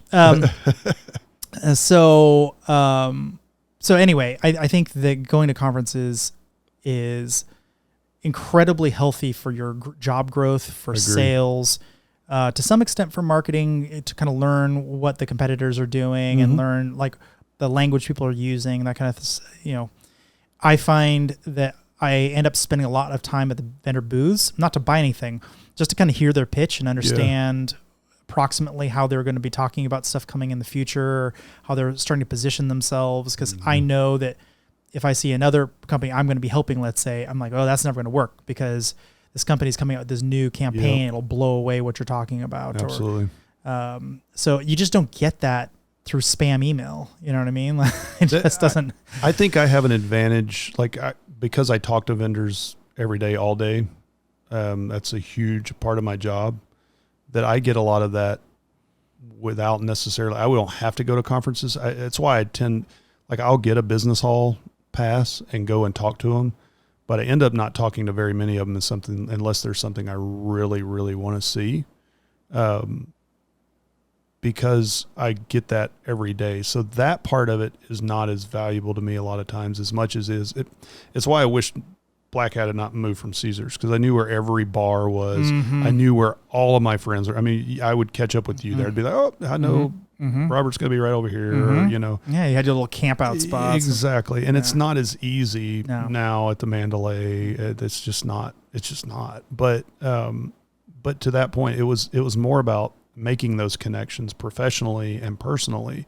I would not be where I am if I had not started. And, some people think I'm not geek enough from a cyber perspective, but my first real conference that I really went to is RSA. And it was because what do you think of RSA, out of curiosity? I wish it would move from San Francisco. And literally told somebody who works for San Francisco, the city of San Francisco, and somebody who works for Marriott Marquis in San Francisco, that when I struck up a conversation with them last year. And she really got mad at me. And she was like, well, and I said, I don't even want to bring my wife here anymore. And she's like, well, you can go to Napa. I was like, do you understand that you're telling me I can come to San Francisco to leave San Francisco? And that's the upside. That's not a good thing. The upside of going to San Francisco is you can leave. Yeah, exactly. So it's weird. That's for an me. indictment. It's an extreme indictment. And I told her that, and I was like, if you're going to call me out right here in front of my face, then I'm going to tell you what I think. Right. So, interesting. But it's weird because some people like RSA a lot and they like the talks. I don't get to go to the talks anymore. So it's hard for me to judge it all the way around. How I judge it is based on who goes. I generally have more customers who go to Black Hat and can have, we get a suite every year for 2 or 3 days and just have meeting after meeting after meeting. And it's it is a slog to get through it. But at Black Hat, we do that. We do it mostly with customers. At RSA, we do it mostly with vendors. Both have value in certain ways, but it's hard for us to justify spending. As a VAR, I could see that being a ton of value for you. Yeah, it's hard to justify spending that much to all go to San Francisco and maybe you meet somebody that you normally wouldn't meet, like an exec that you're going to work with at a vendor. Mm-hmm. But generally you're just meeting the same people that you can just call. Mm-hmm. Whereas with customers coming in, you can talk about projects. They get to meet all of our exec team that they normally don't, because they just normally talk to the salesperson or whatever. We have executive sponsors for most of our customers, but they still don't get to meet all of us because we have a lot of customers. But this way they get 30 minutes. You can have a drink with them if you want. And then they come to our dinners because we do a dinner. Yeah. And then we're one of the rare companies that stay at DEF CON and do a DEF CON dinner. Mm-hmm. Not many people do that. And it's like we had to expand to 2 dinners for DEF CON, and we're kicking some of like us executives out, and we're going to go eat somewhere else because we need to have more customers go in there. Mm-hmm. So it's, I just see that as more valuable from a business perspective. From a talks perspective, they're just 2 different shows from what I can tell that Black Hat, but Black Hat's getting more RSAE, if that's to some extent. Yeah. But I still think there's more, you're going to potentially get more deeper level talks. That's where people you get the press releases on somebody found this bug and is going to show it or whatever, versus RSA, you don't get that as much. So, So you also have a podcast yourself, sir. I do. Let's talk about that a little bit. Okay. So I've been podcasting probably since, I'm trying to remember when I started. So Martin McKay and I met at RSA years and years ago. We were at ISC Squared event together. He needed to ride back to his hotel. I had rented a car. He didn't seem that creepy to me. Love you, Martin, if you're listening to this. So we got to be buds, and he was writing for Computer World at the time, and it was one of the first bloggers. That's when blogging was real still, the hot, new hotness. So I emailed him and said, hey, hopefully you remember me. He was like, absolutely, yeah. And so he helped me get to writing for Computer World. I did that. Then I was like, he started doing, I think he was the original, if I remember, cybersecurity podcast, or wasn't even called cyber then, information security podcast. Quite possibly, yes. I think he was the first guy. So I was like, hey, this looks like fun. So I started doing it. So I've been doing that for a long, long time, but I never did anything super sophisticated. It was pretty much, we were calling people over Skype and talking. And that was Jim Broom. I don't know if you know Jim from Direct Defense, and Dan Kirkendall. We did one together for a long time. So finally, when I got to what was Set Solutions, now Trace 3, we were going to do one, and then COVID kind of hyper pushed it, and we were doing one from home. But we got to the point where we actually built out a studio, very, very similar to this. Not quite as cool. I didn't have all the cool earthy tones, but it was fun. Since we got acquired by Trace 3, that's kind of pulled back because they did a lot of their own digital marketing and stuff, and it is what it is. I'll still create content for them. We're still getting that figured out.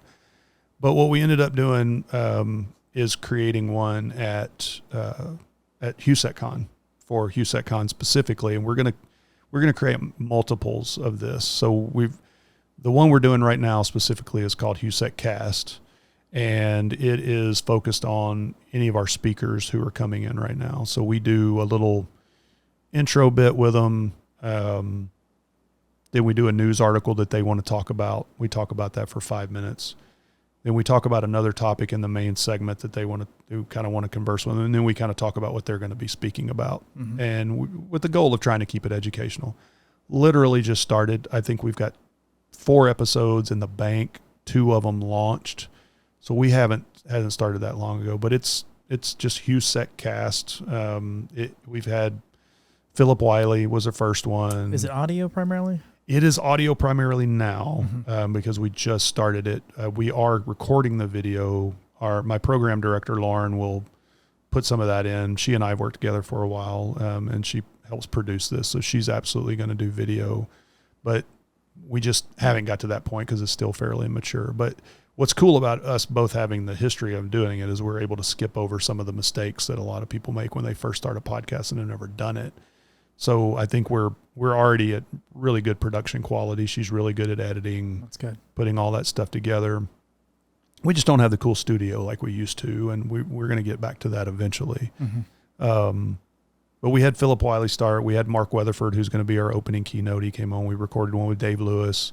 Dave's going to be he's going to be on there. We've got we're still getting all of our speakers. Rick Holland's going to be on. Several people will be on that are invited speakers, and then we'll have, as we choose our speakers, since our call for papers just closed, we'll start getting a few of those people on as well.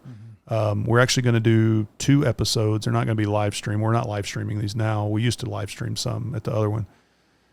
We're going to do 2 episodes. We're planning at HOU.SEC.CON, one on each day from the main stage, like at the tail end of lunch, and we'll have like a couple of panels, and we'll record those and put those out. So yeah, we're trying to up that. I do this little thing. I haven't done one in a little while because I had some family stuff happen and I just hadn't had the motivation to do it, but I'm going to get back to it. It's called Cyber Sunday, where I just go, like literally when I'm about to go pick up dinner for the family, I've thought of something. I'll be in my truck waiting for the food to get ready because my wife's like, I'm not cooking on Sunday night. I cook all the other time. I'm not cooking. Fine. Totally fine. I'll go pick up dinner. So I'll stop somewhere and just talk about a topic for like 5 minutes or less, generally just right about 5 minutes, and just do that on my truck, do it on my phone. And I primarily launch it on LinkedIn just because it's very business focused, and I mean, it's technical focused, but that tends to be the audience. People have glommed onto it like massively. It was great. Really amazing. And if you go on to LinkedIn and look for Cyber Sunday, my stuff comes right up. If you do that online, you're going to get WWE for some reason. They used to have Cyber Sunday, but mine will come up, like a page down or something. Sure. But so I do those, and I'm going to move Cyber Sunday underneath the HOU.SEC.CON brand, and we're going to do a lot of stuff under HOU.SEC.CON, but that's what we said right now. Well, why don't you wrap us up? Where can they get a hold of you and find the conference and all that stuff? Yep. So myself, if you just go to LinkedIn / whatever the little they put in the middle, and then M Farnum, MFARNUM. You can find me on LinkedIn. You can find me on Twitter. I have you can probably figure this out given what we talked about at the beginning. My, whatever you want to call it, my name is M1A1 Vet. You can find me on LinkedIn or Twitter or X or whatever it's called now. And HOUSecCon.org or .com.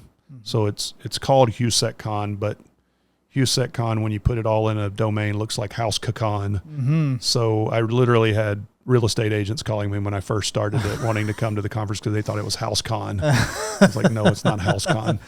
$20. Yeah, right. You're more than welcome to come in. You're not going to get anything out of it, but come on in. So it's HOUSecon, 2 C's right there, .org or .com. You can find the conference there. It's going to be October 12th and 13th. We're going to put a workshop on the 11th. We've got Denise, I cannot remember her last name, she just accepted a role at Kent University actually to run their cybersecurity program.